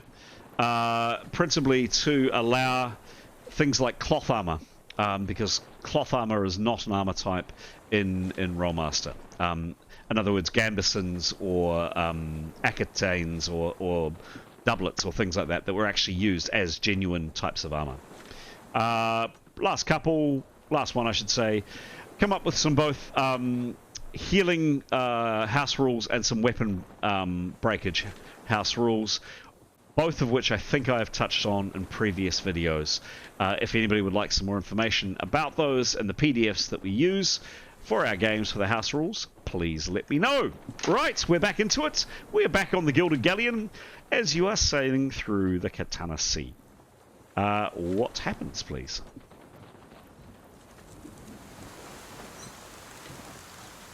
What are you saying to your erstwhile captain who's given you a price? I think, yep. Well, I think we'll give it look like we're debating it quite a lot, and then Etienne will say, "Yes, no, we'd like to take up your kind offer for the hosting us on Darrn. Thank you." Certainly. Please pay the next 3 gold. So that's 6 gold in total. All right. I think we'll be, kind of count stuff out rather than handing, look like small change. Yeah. And scratch around and borrow from each other or make up for someone or whatever. Absolutely. Yeah. Nice one. Excellent. Anything I should know about what people are doing, saying, otherwise? No, I think, we'll try and look as non-threatening as possible. Okay. Keeping an eye on where we're going, I suppose. Mm-hmm. Did we see the island that was near the our one? Yes, you did. So, very shortly after being picked up, maybe another half an hour's sail, yes, you've seen a few more of these kind of very, very small little atolls, very similar to the one that you were on. But yes, a bit further on, you see, excuse me, quite a major island. And the ship just continues right past it. And does the captain say what that was? No, he's left. He's not silly. He's gone back into the nice, dry, warm cabin with your gold. Sometime later, so you were picked up kind of midday, around about midday. Going on for late afternoon, some quote-unquote good news. I don't know if it's good. But the rain eases off at least a little. It's still definitely raining, but it's nowhere near as strong. It's kind of just spitting, and there's quite a lot of mist and fog around. So there's the occasional bit of thunder, but definitely lighter rain. I mean, you guys are absolutely soaked to the bone. One thing to note, however, is the climate, as mentioned, is incredibly warm. So you're not in any danger of catching a chill or anything like that. It is very sticky, very warm in the Sea of Katana. So you were picked up at around midday, and probably around late afternoon, the captain, there's quite a lot more kind of noise from the sailors. You're not quite sure what's going on, and yeah, basically the sign of land off to the right. Is that the starboard or the port? I always forget. Off to the right. Anyway, the saying is the ship left port. The ship left port. Thank I you. left the port. Yep. Nice, And port, Pete. and port is red. So the red light on the left, which is the port side, I believe. I could be wrong. Nice. Thank you. Thanks very much. I did not know that. Sure enough, the ship eventually stops. The sails are taken down. You've come a very short distance, you think. You've been only traveling for maybe, you'd guess, perhaps 4, perhaps 5 hours. And the captain strolls out on deck again. He's still wearing his hood and cape. He's grinning from ear to ear. He looks like the cat that has got the cream. Well, ladies and gentlemen and elves, he says, looking at you. That is your island. I've never been there myself. I've got no idea if it's inhabited. I don't even know how we'll necessarily get you ashore. But if you're ready to go, we can take you now. My men will, again, take your weapons and your possessions down on board the boat. You may inspect them before you leave the longboat, but not before. If there is anything missing, please tell us. It's been a pleasure for our very short journey. And thank you for your patronage, he says. And he is just grinning from ear to ear. I think Etienne will go in on the joke and say, well, we didn't realise we were that close, I have to say, sir, but you drive a hard bargain. But all things said and done, we're glad we were picked up by you, sir, and we wish you every luck in your next endeavour. If you're ever looking for a ship again, my one-handed friend Etienne, you know where to find me. I love passengers that pay like you. I tell you yes, that. Yes, perhaps we might negotiate a little bit harder next time, but we thank you, sir. You're welcome. And we definitely... I do need to know, however, and you notice that there is a one of his crew members standing close by, standing under some kind of shelter, with quite a large ledger book and a quill and ink. And he says, before you do leave, however, I do need to know how you got onto that island. I'll be needing to tell the harbour master what's happened, and it's my duty as a responsible shipper to inform the authorities of any pirate activity or untowards, or of course any maroonings or shipwrecks. So how exactly did you get on that rock? Well, as I said, we were transporting between navigator stones, and we have no idea. We ended up there. And you've been there, and you noticed the person writing all this detail down. And your names, again, we got your name, and they should have done this when you first got on board, by the way. But they ask you each for your names. We'll give them pseudonyms, yeah. Anybody say or do anything? No, I assume we don't want to see... I don't suppose he's... I mean, we could ask to delay his... He's not going to not go to Ely, is he? No, I don't. No. He won't wait for us. We definitely... We don't want to go where he's going anyway. It's only if he can be persuaded of not going.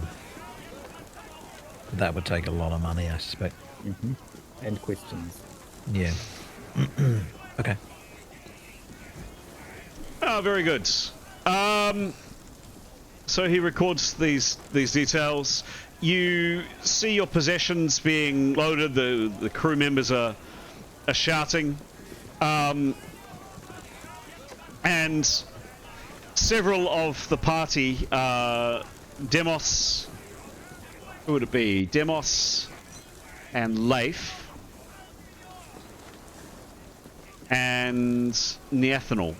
You've either you've been asked to either climb down, or you have climbed down, and you've gone into the longboat. When all of a sudden something happens, a door on board's what appears to be to a cabin on board the ship. Opens, and a man stumbles out, and Pete, I'll be asking you to come up with an image. He's quite a big man, kind of middle-aged, and he looks, and those that are close enough to him smells like he's just been through a brewery.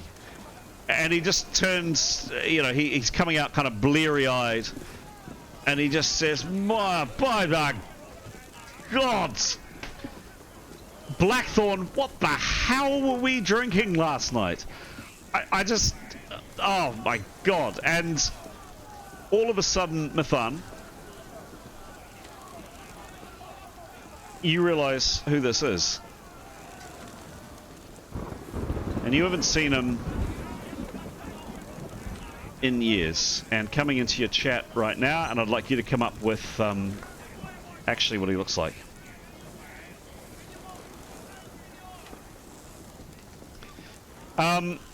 And he's this man is looking decidedly the worse for wear and is kind of staggering around, and then all of a sudden he just gasps, and he coughs and kind of it nearly falls over. By the gods! Ha! It's the flamingo! What are you doing here? My pretty flamingo, you bitch. I haven't seen you in years. And Orion just goes, what? You know? You know this? You know these people? I know that one, says this disheveled looking man. He's still, by the way, holding on to a bottle in one hand. He takes a swig out of it. Yeah, I know her. Nasty piece of work that she is. Nasty piece of work. Holier than thou. The best ranger in the world, she thinks. Better than her family. Doesn't want to join the trade. He hawks and spits. Doesn't know a good man, her brother, when she sees one. Just likes bad men, like her dead fucking brother. The one that should have died, and he spits again. What are you doing here, Mithan?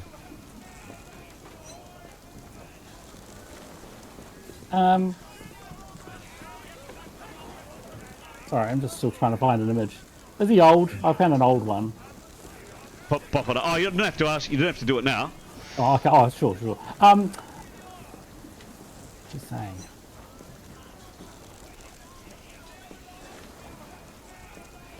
Should say, I got lost and I'm leaving. And she'd make her way to the boat. Do you need a self-discipline check? Your call. Up to you.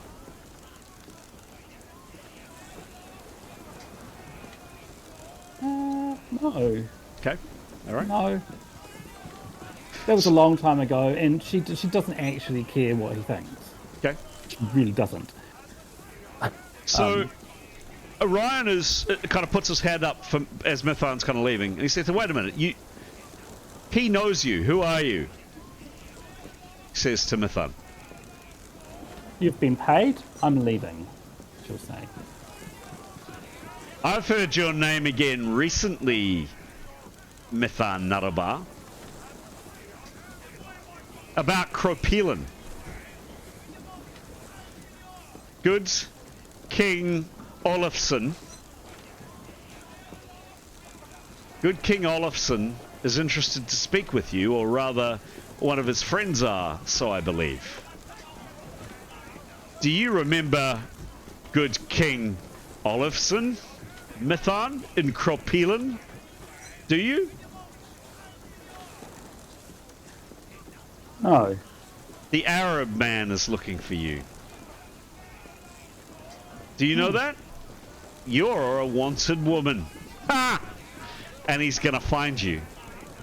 This bitch, he says, pointing, she was employed by Olafsson. He was called the Warden of the North at that stage. And Olafsson asked her and some of her funny wee friends, maybe even some of this crew, he says, pointing at Neathanol, pointing at, whoever's not on the boat, to do a wee job for him. To go to a tower, they say. This is all over Mithan, the North Sea, by the way. Your family's heard about this. And Olafsson paid them to go to the tower to clean out some bandits. And they did. They did. They got a pretty song made up about them, didn't they? The Bloody Headsman's Band, didn't they? You did some good hacking there. Some good murder there, didn't you, Mithan? You like that? But they didn't just kill the bandits, did they? They found things. Secret things. And then they left. Now, there was a different king in Cropelan back then. There's a king called Rufus who was warring against his brother. Well, Olafsson saw his opportunity, didn't he? And he made a deal with the owner of that tower. The old Arab man who was down in southern lands, probably down here in some godforsaken place down here, doing weird stuff. Decades, they reckon. Anyway, he came back. The Arab man came back. And he found that his tower had been raided. And he found the man who paid for his tower to be raided. And he nearly killed old Olafsson. But he didn't. Because Olafsson cut him a deal, didn't he? Olafsson said, you make me king, and I'll pay to track down this bitch and the rest of them. And not only that, Mr. Arab man, I'll give you the money to start your own posse to try to track her down too. And this Arab man, he was one of those far-seers, one of those far-lookers, one of those magic types. Old he was, they say, and powerful. And he's hunting you, Mithan. And he's close. Because he wants his stuff back. The stuff that you stole, Mithan. So, dear friends, he turns to Orion Blackthorn. If this foul wench is getting off your ship, I say good riddance. Because given the chance, she'd steal from you too, I think. As well as do the murder. I'll be interested to see what happens to you, Mithan. You bitch. What do you say to that? Did people stop her getting off? Because she's not interested in talking to him, so she would have been trying to get climbing down to the boat. People were holding their hands up. Okay. If she was being stopped, she wouldn't force her way through, but she would pretty much have her back to him, and she doesn't want to talk to him. Okay. Just. Okay. And if he demands an answer, she'd say, "You seem drunk. I'm going." Bitch. He says, and he spits again. Blackthorn kind of looks around.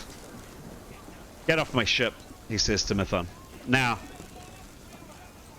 That's what I've been saying, if you don't mind.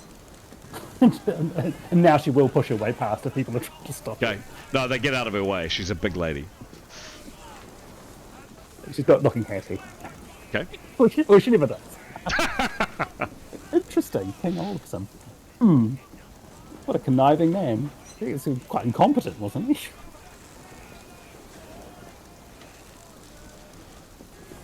Any actions from anybody else?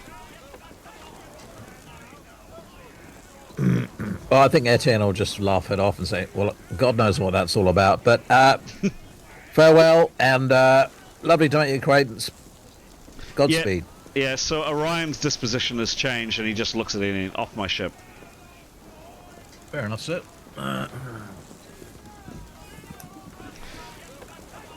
And any actions from Demos or Keros?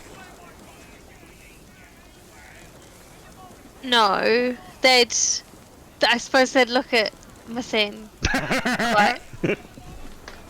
What's the word? Well, Keros was there. Keros was there. Oh, Keros was there. Okay. Demos would be like, oh, the fuck? Those stories. Maybe you haven't heard Yeah. it told quite like that, though, Demos. No, not quite like that. But Methane would assure Demos, he's not my Oh, friend. I don't Like, like him. no real judgment. No, like, just like, just be like, oh, I don't know what's just happened. But I suppose he'd kind of want to check to make sure that Mathan's okay, in the sense that he knows she probably is, but would just want to be like, just like a little thumbs up.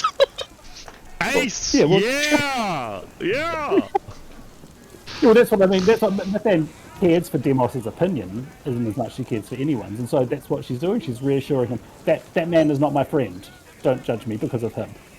It's, she cares about his opinion. But Oh, yeah. she'd be No touched. She'd appreciate the support. Oh, good. Yeah, no judgment. Just like, oh, I just hope you're okay, because that felt like a lot.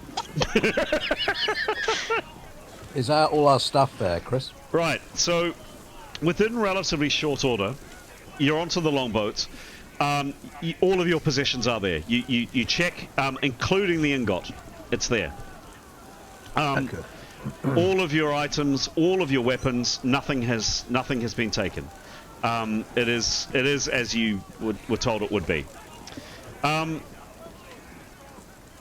And you set off. The islands, and you rode out there and pretty promptly. It's not a long distance. It's very green. It's covered in jungle. It's a much larger. I mean, you guys were basically on a rock in the middle of the ocean. So this is actually up, for want of a better term, a proper island. Whereas what you're on was basically a tiny sliver of land in the sea. This is an island, and it's very hilly. You notice, and just covered in very dense undergrowth. As you get closer to the shore, you were a little bit uncertain about how you would land, but your concerns have been allayed with an old, mouldering stone dock, clearly in quite a degree of disrepair, out into the small bay which the longboat is making for. Shortly after, you arrive, and there's even steps that go down. It's a relatively civilized landing onto the shore, and it's late afternoon. Definitely not dusk yet, but it is. It's definitely late in the day, and your equipment is taken out and is handed up to you. The sailors are all giving you extremely evil looks, particularly you, Mithan. They really, you really don't seem to have many fans here. And yeah, in pretty short order, the sailors turn their back on you, put the oars into the water, and start to row back out to the ship. And reasonably quickly, you see the boats go out, they climb back up, and you probably don't wait around to see, but the boat begins to head away from the shore. You find yourselves on this stone, as I say, mouldering stone dock. And I just switched off my rain. Here's my rain. And there's a the dock would probably be large enough for a small boat to moor here. Certainly not a ship, not like what you've just been on, but a decent sized small cog or ocean going vessel, but a modest one. As mentioned, the dock is made of stone. It's definitely seen much better days, crumbling in places, covered in moss and slime. Away from the dock is going inland is a very overgrown path through the jungle, and either side of the little bay that you've come into are reasonably sheer, not cliffs, but certainly decent sized hills covered in undergrowth. What do you do, please?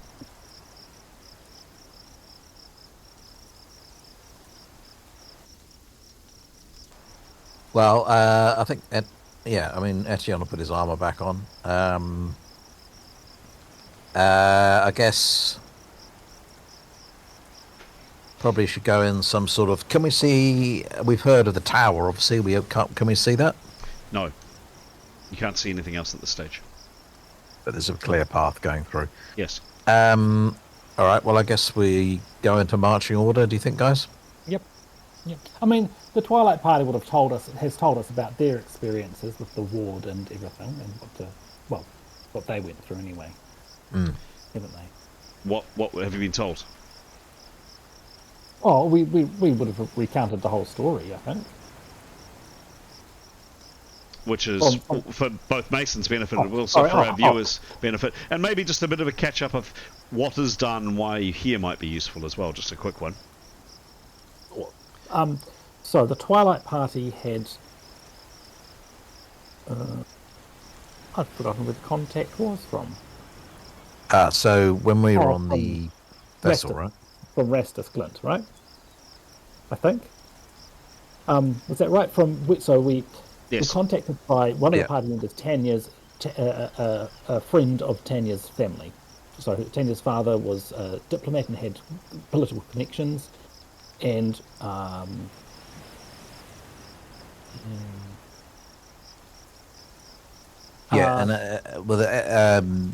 Ningwen, who's a resident of this island, is a close family friend of Tanya's.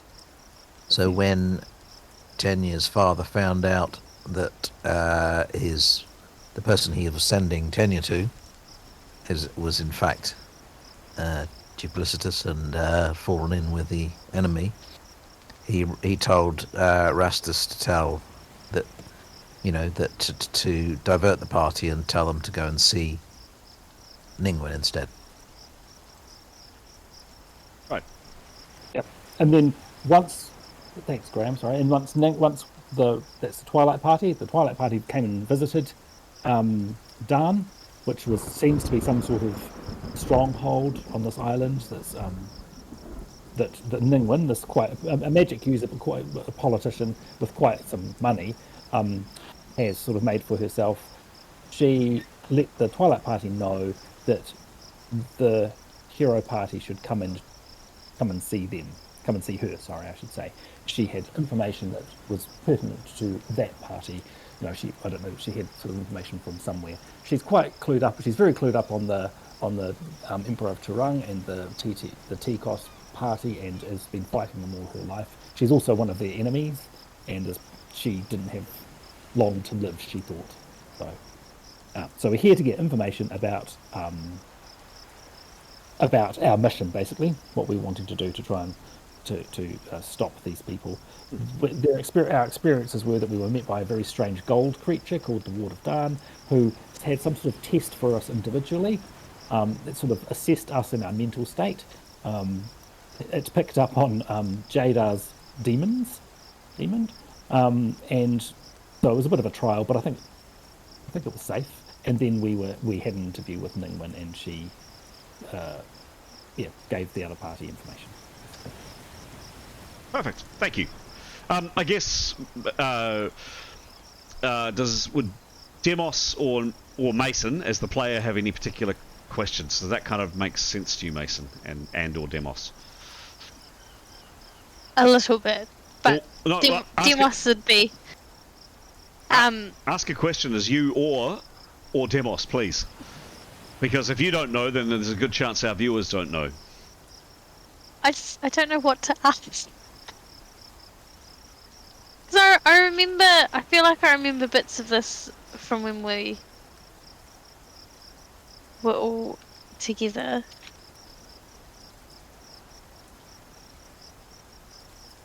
No worries if you don't have a question. Yeah.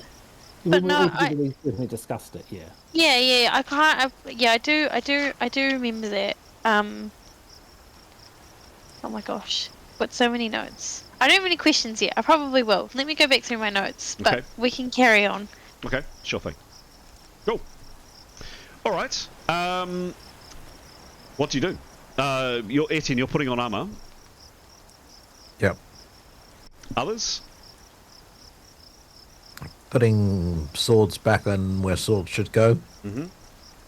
Yep. And we putting everything back in order. Everything was there, didn't we? Yes. As mentioned, nothing has been taken from your packs. Maybe we Do you should have a take walking some order? ingots. Yeah.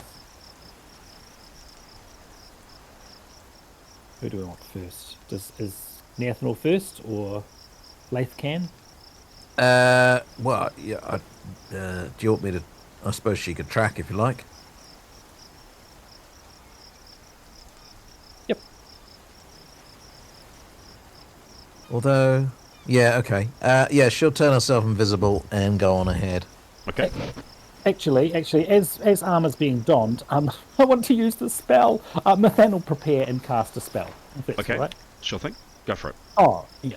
She's got power points. Now, just to check, Mason, you did keep an accurate record of Kiros's power points, didn't you? She had 50, and she cast three fly spells. Yep. So she's down to 35 power points. Cool. All right. Thank you.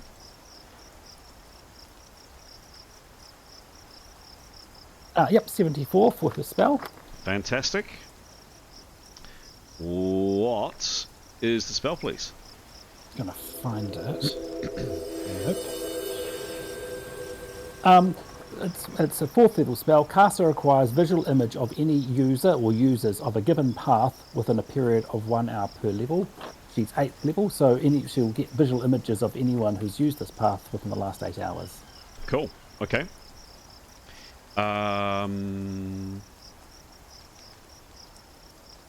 Cool. All right. And she would, if it helps, she would share things that she sees immediately with the rest of the group. So. Yes, she does. She sees. I won't do this separately, Pete. Let me. How did this?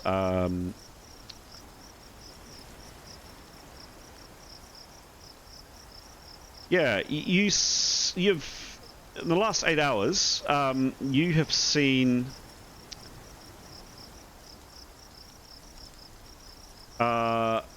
several of these guys coming into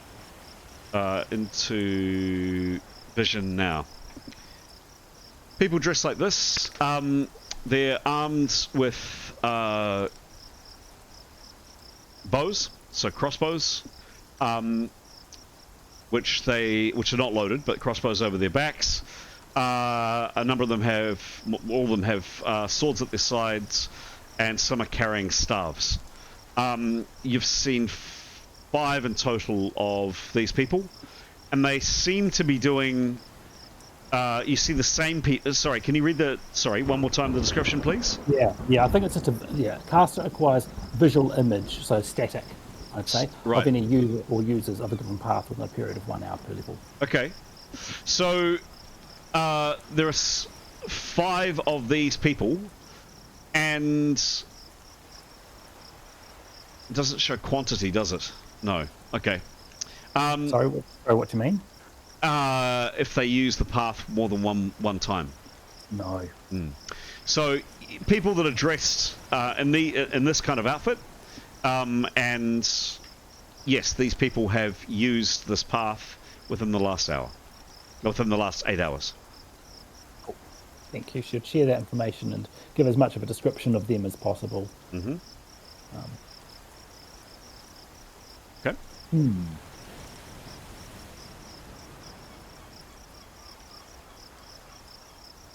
5. Okay. Oh, sorry, back to you, Neathanol.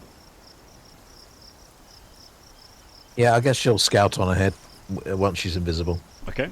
Give me a roll for invisibility.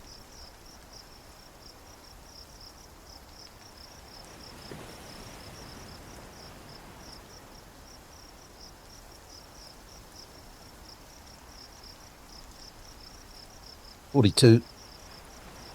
That's a success.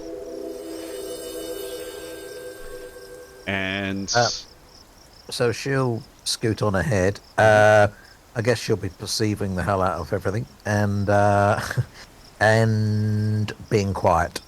sure. So, an occasional stalk. Yes. Okay. All right. Could you give me a stalk roll, please? Would this be master? 17. 17? 70. 70 plus something stupid. Something stupid. Yes. 115. All right. Fair to say you think she's pretty quiet. She thinks she's pretty quiet. So does her companions. So you continue with Neathanol up ahead, invisible, checking. Pretty dense undergrowth. Definitely the sounds of some larger animals in the undergrowth, up in the treetops. And you kind of hear some strange howling noises as well, off in the distance. You've walked with Neathanol up ahead, probably 20 minutes or so. And Neathanol, you see it first, and then you come back and inform your companions. You turn a corner, and you all see the following.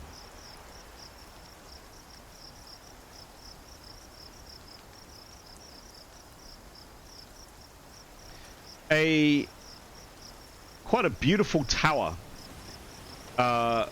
resting on a hill. It's probably maybe not quite that mountainous. It is very hilly, however.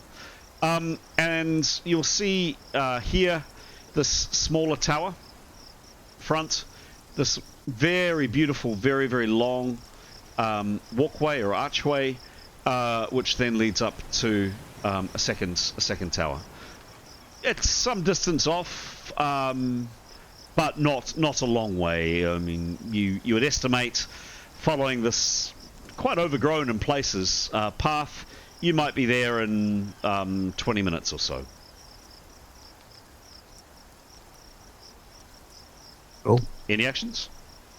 No, just looking around us, being aware of those creatures. I think probably as we get a bit closer, Neathanol would rejoin the group and become... No, she'll remain invisible until they get to the tower. Okay. Nothing. I'd have a bow strung, by the way. Okay, great. Yeah, and out and arrow knocked. Sure. I think weapons out is fair. Yeah. Okay. Anything from Demos or Keros I should be aware of? Demos would have his spear out. Mm-hmm. Keros. Wait, when you're preparing, do you have to know what you're preparing, or you just kind of... What? So yes, you should be saying you're preparing a spell, Okay. but and it's quite a big but. When you're preparing, you only have 10% action at the remainder of it. So if she was walking, she'll be walking at a absolute snail's pace. Okay. I guess she'd just be walking and sticking closely to Demos and or Etienne. Okay. So Neathanol, you head on ahead, and you get to the you don't get right up to the tower, but you come out of a break in the trees, and you've noticed for the last 15 or so minutes that definitely the way the path is leading you is up to the base of this little hill here. So where this tower is resting on, and you've come up you can see some water and kind of a bay area down here. You've come up from this area and you've walked up the hill and you've come to an open clearing area where the trees have been well and truly cut back. There's still quite a lot of kind of naked rock around. I should have mentioned, by the way, the path that you're following is stone. So the same type of stone, same color as the wharf was made out of, has been the path that you've been following. Moss covered, a lot of foliage around, certainly a lot of ferns and things. Definitely, I mean, still a very visible path, but quite overgrown and very infrequently used by the looks of it. So you come up to this open area. You see, you can't quite see round one side of this rock area, this kind of lump of rock, but towering above you is indeed this quite beautiful tower at the front. And there's this open kind of almost like plaza area, courtyard plaza area. It's got some seats. It's got a couple of trees in little round, stone walled off barriers, like almost little miniature gardens inside this larger plaza. Everything here is just a bit overgrown and a bit, just a bit aged. Basically, it's not in the best of repair or the best of condition. You'll have to go round a little bit further from this plaza area to kind of turn the corner of this lump of rock to see a little more. But it's quite open. The plaza area would be maybe it's kind of like a semicircular circle around the base of this lump or this chunk of rock that the tower's sitting on. It would be perhaps maybe 80 or 90 foot across, and then the jungle continues from there. Does that kind of make sense? Do you have a sense of what I'm describing? So it opens up to a courtyard, yeah. And the tower, but the path to the tower continues on after that. Yeah, you can't see. So there's a chunk of rock that the little tower is on, and that's at the base of the courtyard. So that's part of the courtyard. But you can't see all of that chunk of rock. You can see part of it. You can see the one side that you've come out on. So if you've come out here and the rock is here, the courtyard continues round here. All right, well, now we'll sneak round. Okay. Can you join me in chat room 1, please?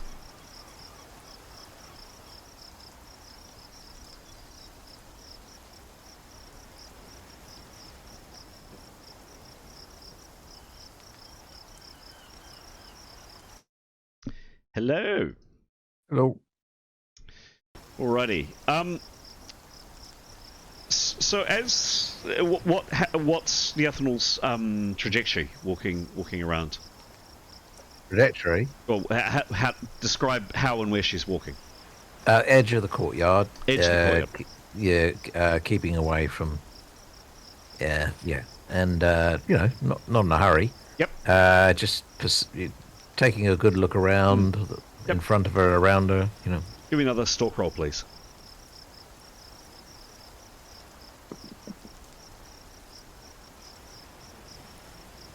'87. Sorry? 87. Wow, rolling well. Plus 115, I think. Yeah. Yeah, so she rounds this chunk and is able to see more of the courtyard and more of the rocky spire. A couple of things of note. Firstly, from that courtyard area, there is on the other side of the courtyard, there's another path, similarly kind of condition, going down the other side of the hill. So there's a second way to get to this courtyard area. The second thing she notices is there is this colossal, and I mean absolutely massive, something like 25 to 30 foot tall set of massive bronze doors that are set into the rock face, slightly further around from view from where the party and you just arrived, and double doors. One of them is firmly closed. The other one has opened, and is open, and lying on the ground in front of the door, some 80 foot away from the ethanol, is a figure. Could you give me a perception roll, please?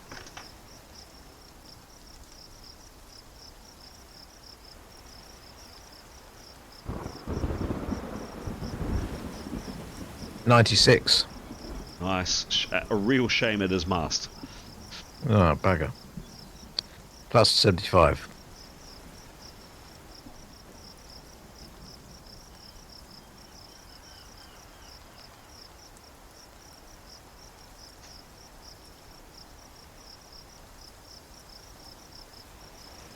Yeah, okay. I mean, it is a bit hard to see with... Oh, the rain's eased up a bit. 80 foot away. Yeah, so she can see several things. The figure appears to be very tall. Very, very tall. And is dressed in yellow. There's a very high amount of yellow or gold or something around this figure. I think perhaps the individual has a bald head, but you can't quite be sure. What you can make out, even at this distance, is there are a number of things sticking out of it. They look like quarrels or arrows. The figure is not moving. There is no sign of anybody else, and no sound of anybody else. What do you do? The path that leads the other way, Yes. she'll scoot round to that Yes? and just have a little look down there. Sure. Give me another perception See roll. if there's anybody.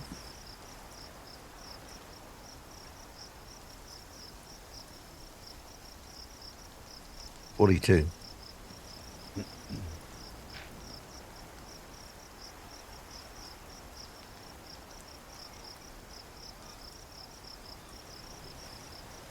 And 75, I think you said? For perception? Yes. Yep. Yeah, okay. No, she doesn't see or hear anything down that direction. Okay. How far can she see down the path? Not far, maybe 20, 30 foot, and then it turns a corner, and it's very similar to the one you came up. Dense jungle either side. Okay. She'll creep back to the others. Mm-hmm. Cool. And explain. Oh, yeah.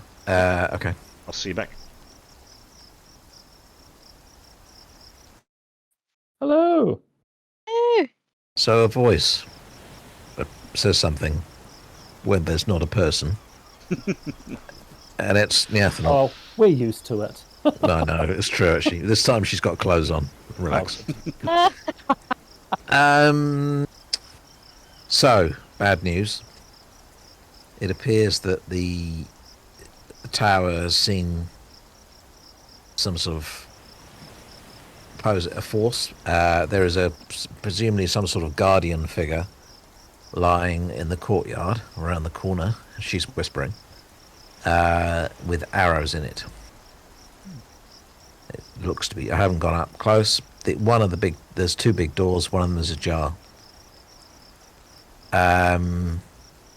It looks very well like something has, a body of men has attacked the tower. I had a quick look down. There's another path that goes the opposite direction. Very good. And I looked down. I can see like 23 feet, 20 or 30 feet down there. I can't see anything down there, but I haven't gone down very far. So it does look like, yeah, there's been compromised.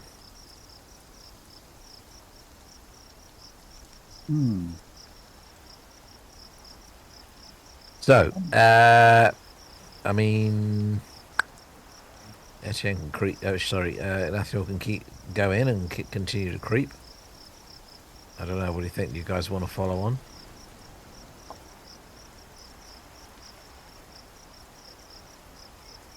Or do we not?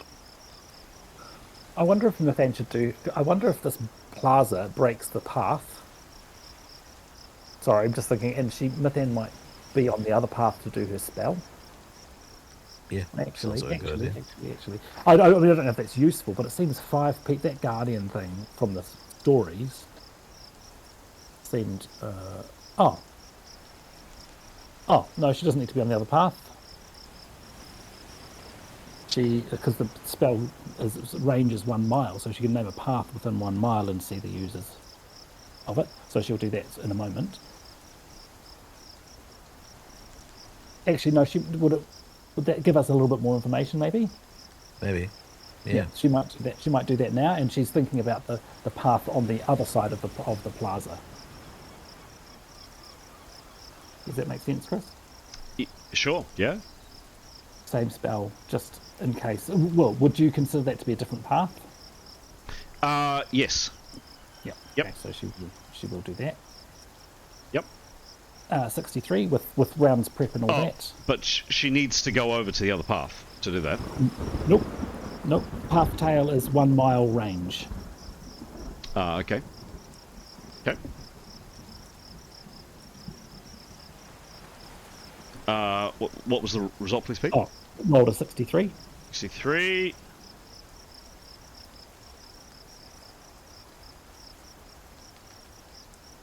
Oh, we're missing camera, I think, are we? Yes, you would be. Yes. Just a second. 1 second. 1 second. 1 second. Yes, there we go. Okay. Success, Mithun. Success. Mithun, on this occasion, I would. So, hang on. The description of the spell, please. I really want to get this. Yep. Caster acquires visual image of any user or users of a given path within a period of 1 hour per level. Okay. And its range is 1 mile. It says, I assume that means it's not people, I assume that means she can pick a path within 1 mile rather than it's 1 mile on the path. I mean, no, I'm definitely reading she needs to be on the path. She needs to be standing on the path, the direction that she is going. But she can only see for a mile. She can only see users of the path that people have used it within a mile. Correct. So if somebody within a mile of where she is standing has used that path, she will see them, but she needs to be on the path. Definitely. Yeah, it's about that path. It's not, hey, I want to suck up any paths within a mile. Definitely not. It's about a specific path. So she needs to be on it. Should I nose around a bit more?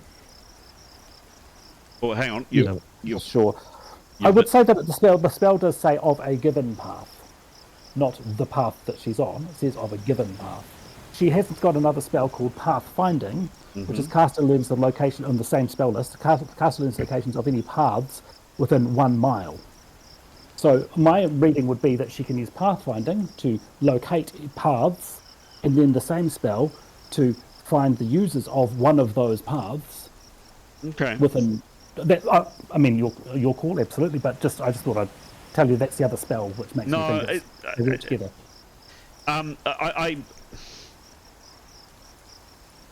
There's something about a ranger reaching down, touching the dirt of the path they're on, to kind of get the vibe of that path. I'm sorry, Pete. I'm going to say at this stage, that's my ruling for this case. I hear the logic, and I hear the fact you can select your path, but I think you need to be on it. Cool. Okay. Yep. So what's Neathanel's thoughts on Mithan sneaking to that path? Because I mean, I don't think it's worth the risk of being seen. Well, she'll have another. I mean, she hasn't peeked inside the doors or anything yet. Okay, so they so might. we'll wait. If she goes has another scout, and then, yeah, cool. Yeah, okay. All right.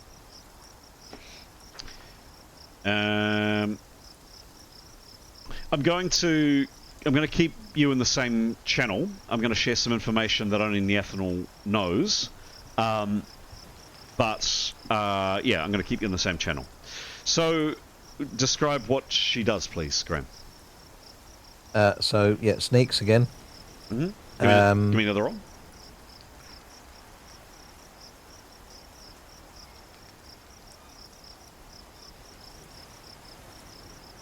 $49. 49. Yep, that is a success. So, Pete, I'm assuming Mithan didn't cast that spell, or she didn't. Yeah, correct. Okay. Yep, not yet. Okay. Okay. So she'll now scout the other way around the courtyard if you like. So going at like the base of the chunk of rock. Yep. So around towards the doors. Yeah. Okay. Cool. And looking around, looking up. Yep. Looking around, listening intently. Yes. And then as she approaches the door, kind of having a look, see if she can see anything. Sure. So, can you give me a perception roll, please?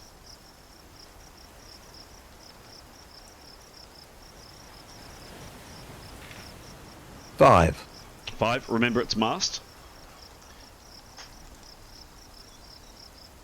This could be an amazing roll. Could be. Could be.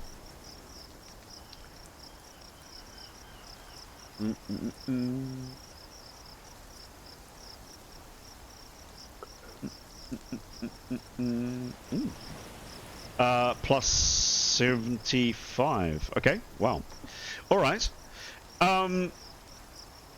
So she creeps forward. She gets to the base of that rock, of this rock here, and follows it round as cautiously as she can. There is, don't forget, in the rain, there is anybody who's invisible. There is that weird thing where the raindrops are hitting nothing, so just be aware that in the rain there is a greater chance of you potentially being spotted, just as a general observation for everybody. She moves her way around as cautiously and quietly as she can. She thinks she's being very quiet. She gets to these massive doors, and as I described to Neathanel, these are huge. 25, 30 foot, made of bronze. Beautiful doors.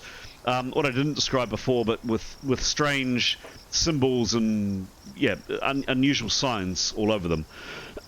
The door that is ajar is furthest from her, so it's partially open, and she can get up to the body lying on the ground with relative ease. What she sees is a human man, very, very tall, extremely tall, probably the height of Mithan, or maybe even a bit taller, maybe even 7 foot or so. Really, really, really big guy.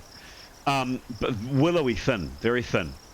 He's wearing, and I'll show you a little bit in a second what he's wearing, but long, flowing, golden yellow robes. He's got a shaven head. He is lying, where would he be? Yeah, probably on his side, actually. He's got 3 arrows protruding from his chest. Somebody else has shot him in the side, the other side. And just for good measure, there's a crossbow bolt through his throat. He looks very, very dead. There's quite a lot of blood around. The garments, and he's also got some strange jewellery on him. The garments and the jewellery that he's wearing, I'll show you in a second. Just to stress again, he is from what you can see, other than being almost freakishly tall and willowy, he appears to be just a normal human being. This is some of the jewellery he's wearing and some piercings he's got in his face and his chin. And he's wearing some strange kind of cloak. So he definitely does not look like the person on screen. He does have a dual embedded in his foreheads, and he does have some jewelry coming off his chin and at his throat, and he's wearing some kind of cowl. He is certainly very, very dead. And yeah, right at this moment, Neathanel, you hear very, very distantly. That was way too loud. Sound very distantly.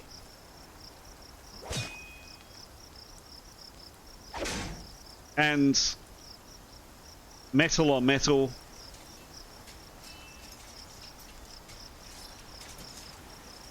And a scream or two, and then it goes quiet. Where is the sound coming from? The sound is coming from what you can pick, Neathanel. If you're here, imagine that tower there going all the way down. You think it's coming from this direction. It's coming from this tower itself. Peering cautiously inside the door, there is blackness. There's just a corridor. It goes into the dark. It's very, very high ceiling, maybe a 30-foot ceiling. Not particularly wide, about 15 foot wide. It goes down and about 20 or 30 foot, and then turns a very dramatic left-hand turn. Okay.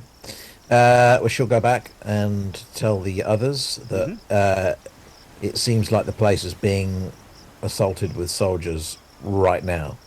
So if we want to see Ningwen, we'd best step on it.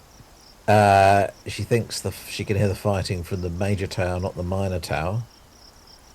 I guess we could do one or two things. We could come up behind the force. We don't know how many there are. Although if you did the spell, would we know how many there were, Mithan? Yep. It does give her a count of people who have used that path. Yes. Well, that might be quite useful then, because we could come up behind them and kill and sack them if they were small enough in number, or we look at flying up to the top of the tower. Yep. And I mean, by the time we cast spells, it might be just as useful to run, I guess. Oh, we'd have an idea how big our enemy is, but yeah. Yep. Oh well, let's. Yep. So while Mithan does that, Neathanel's just going to stand guard at the door. Okay, Neathanel, you head back and stand guard at the door. Mithan, what do you do? Well, I suppose we're talking. What would be regarded as the part of? She wants to get as close a reading of the number of people who've gone through that door. Is what she wants. Would she be able to do that with the description of the spell? It's not a path. Sorry, no. So up to the steps of the bottom of the steps, sort of thing. Yeah. I'm sorry. So we could assume the path would go from where it exits the plaza. Yes. Yeah, so that continues as a path to the bottom of the steps, or the steps come down. No, she needs to be on the path.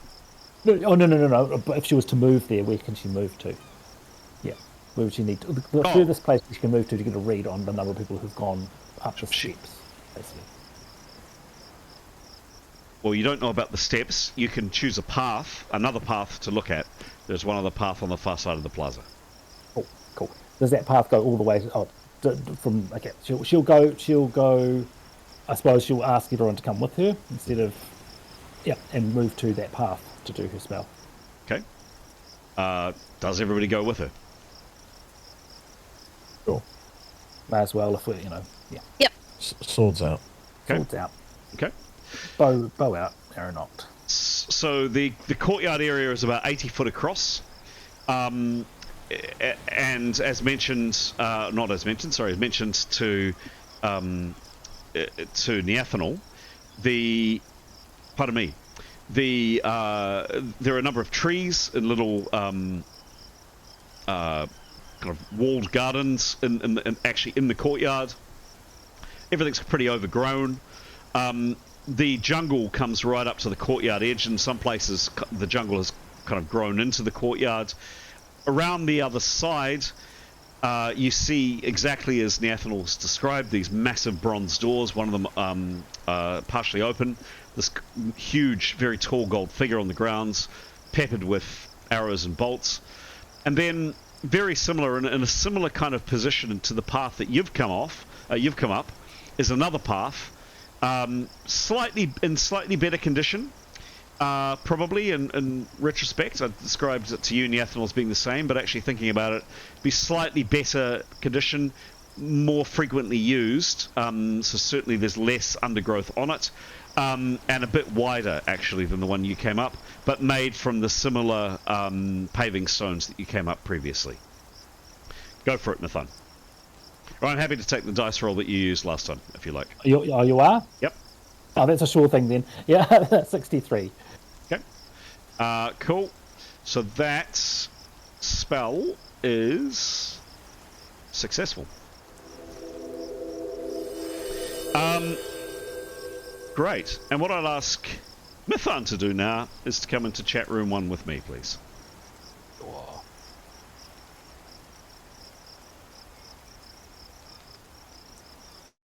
right. We all good? Yes, we are. Okay. So you have seen a number of... it's over the last 8 hours, isn't it? Yes. Okay. Yep. So you should be able to see on screen. Yes, you can. No. Yep. Oh, no, because I've changed. I'm coming on screen now. You can see that now? Oh, hang on. Yep. Great. So, the people that have used this, it's been a very busy path, actually. First and foremost, you see the following. Some more of these people. You also see a couple of women who are dressed like this. Mm-hmm. And then you see a few more of these, maybe 15 or so of these people. 15 in total? Yes, 15 in total. Yep. Cool. You then see another group of people. People that look like this. Oh! And this. This, and this, this, and this, this, and this, and this, and this, and this, and this, and this, and this, and this, this, and this, and this. And then you see some other people.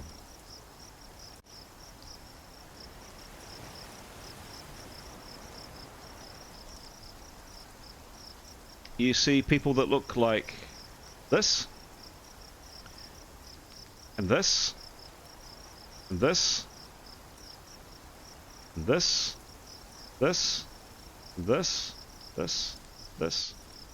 this, and then lastly, 2 women. This woman, and this woman, dressed in black. Right. What was her name again? Professor Erstwick. Mm. And yeah. I should look at my notes to get her proper name. Okay. Oh, interesting. Very interesting. Okay. What does Mithan do? There were probably a few more people with them as well. This one, and this one, this one, this one. Okay.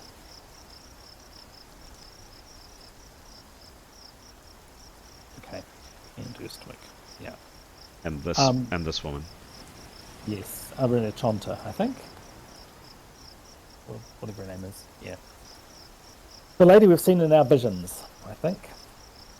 That was that all? That was it. Oh my! Oh my! Okay, so once she's finished, then she'll definitely share that with everyone else. Okay. See you in chat room, main chat.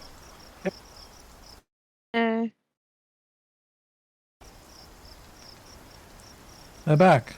Hello. Did you have a nice time? Good, I did. Oh, good. Nothing I would say is the bit is here. Well, sorry? The bit is here. Can't hear you, Pete. You can't hear me? No, you You're very faint. I will leave and join again. take the pillow off your face. Is that better? Not really. Oh. What about Sound now? like- Yeah, you're speaking up now. Is that better? Yeah. Yes. Yep.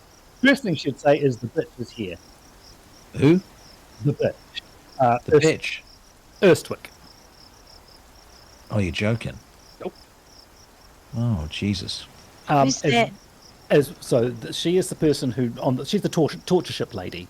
Oh. She is the Tikos spy who we thought was an academic when we were up in the north, and then drugged us, caught us, and stuck us on a ship. And she's working for the Tikos. I can't remember if that's the right word to use to describe them, but the bad people, and a white-haired lady. I think we've heard her as described as a Chonta. Is that right? Irene or Chonta, or the Irene, yeah. Irene, good old Irene, yeah. Yeah. So Come on, Irene. they are both here, as well as a very large number. I mean, the spell does give numbers. It's supposed to give numbers, but it wasn't worth giving a number. I'd say it was people like this and this and this. So at least 1, 2, 3 groups of people. So more of the robed people, with the 5 that we'd seen before, the ones that sort of mild mannered. 15 or so of them with 2 white robed women. So I'd say perhaps they belong here. Not sure. Yeah. Yeah. Then a large group of what I'd describe as mercenaries, a variety of weapons, looked like maybe spell users, so people in robes, but certainly a big variety of races and cultures, and a big variety of weapons. And then another group of black-clad sneaky people who looked like they could, knife you in the back, basically. And with them was a white-haired lady with a scar on her face, and Erstwick. So, I mean, how many, though? 15 of the people I'm thinking are the ones from here, but I didn't get it. Well, did I get a precise number, Chris? I showed you the images. Yep. Oh, I didn't. Sorry, I didn't count. Many. I mean, 20, 30? Yep. 20, 30. 20. Right, so we probably don't want to run up behind them and start fighting them. No. So, what do you think about getting to the top of the tower? Get to the top of the tower, get Ningwen, and get the information from her. We'll get her out, and then, yeah, Yeah. Well, she was planning on poisoning herself. that's true. Ningwen was. That was the inference that the other group made, and which they would have passed on to us, was that she kept on looking at a decanter over the side. She was talking about her days were numbered, and she kept on looking at a decanter of whatever over on the sideboard, sort of thing. Inference was that she wasn't going to stick around if they. Yeah. Right, okay, well, we better step on it then. Yeah. So I reckon we'd be in trouble if we were to try and join the fight. Okay. Although it would be good to knock them off. Wouldn't it though? Anyone got a nuke? How many power points does Keros have left? She's got 35. There's our nuke. It's fine. What's the problem? How many do you need, really? So she can fly. Okay. Oh my gosh. This is such a long list. I need a minute. Jen's just going to get As it is 5 minutes to 10, I'm in great shape and happy to go a bit longer. I'm happy to call it there. Your call, guys. I probably will need to crash, actually, sorry. Yeah, I need to go to bed. I'll grab a quick drink and maybe if you can do some checking on spells, come back and we can resolve maybe a little bit Yep. of planning now, and then we'll wrap it. We'll wrap at 10. Alrighty, fantastic. Oh, yeah, sorry to not get an exact number. I thought I was going to be able to ask for a number, but more realistic for... He just went, there's this one, this one, this one, this one, this one. So, sorry, I wasn't counting. Right. But well, I think the video might have been with me, so we could go back and watch. Yeah, that's true. Well, no, but actually, to be fair, but then... Yeah. Yeah, She's she would a have counted. Sort of. She's Yeah. familiar with the spell. She would have counted. Yeah. Yeah. So I think that... The thing is, right, we've got to get back Got to get back where? from the top of the tower. Absolutely. I wonder if it's just a sneak job for Silvioross to make people fly into the ethanol. Or Yeah. just a few people.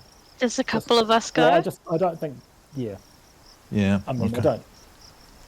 I don't... I think that's most efficient. Like, to make the best use of Silvioross's power points. I mean, Leif's out of power... Well, Leif can't do invisibility, and he's down in power points because he was doing illusion spells and hadn't slept. Okay. So do we want to bring Ningwen back, or are we just Yes. gonna? Okay. So Especially she because she should know her island, and she should know a way of getting off it. right. So if Karos flies with Neathanol, so that's 10. That's 10 power points, and then it flies back. That's 50. So that's 25. That's 25 power points. Now, the ethanol can cast Walk on Air, Ooh. but that only allows for horizontal movement. It says vertical movement must be achieved through other means. Oh, So, right. Chris, what does that mean that Karios could just tow her? Say again, please. The ethanol has a spell called Walk on Air. Yep.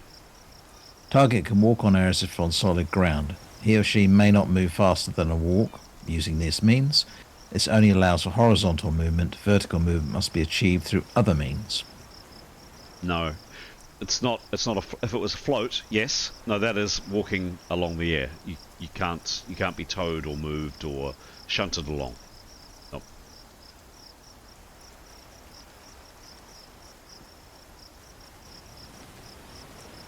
That's fine. So if I cast Fly One on myself and Neathanol to get up there, and then cast it again on Doesn't myself. leave us very long, that is it? Because how long will fly last? So it's it says 75 per round. Is that 75 feet? Yes. Okay, so 75 feet per round. The duration, is it 1 minute per level?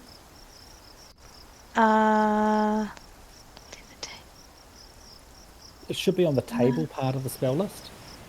Oh, yes, 1 minute per level. Thanks, Pete. Sure. So you would. So- How many times can you cast that spell? I've got enough to cast it. I can cast it a total of 7 times. 7? Oh. 7. That's That's okay then. Yeah. So you can cast it on 2 people to get up there, and then 3 people to get back down. Well, so and then and you've still got some other power points to do other Yeah. stuff if you need to. Visibilities. Leif can cast. Leif's happy. He's only got 8 power points left, but he could cast float on the ethanol if that would help. That would help. That would certainly Oh, help. yeah. One save you 5 power points on the way up anyway. Yeah. Okay. Let's do it. Okay. so I'll Alright. cast. I'll tell you what. Maybe we could put a pause there. What do we think? At 10. Yeah, probably. But you. Good breaking point. Yeah, good breaking point. There we go. Happy with What that? if we could block those doors? Anyway. Yeah. Fill the tower with lava. Yes. Oh, have you got that spell? Oh, if only. personal pocket volcano. Oh well, I'm pleased that Pathfinder, that Path Visiony spell worked. Yeah, for sure. Yeah, that's pretty cool. Very handy.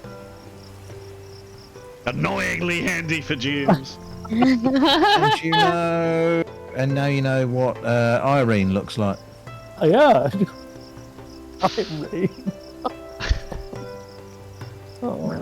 Sounds like she's some sort of old age people's home. Irene. Well, I can think of that chieftain or whoever it is, that Goodnight Irene song. Oh, come on, Eileen. No, there's Good Night Irene. We can do that when we kill her. We can sing that song. Okay, we'll do that.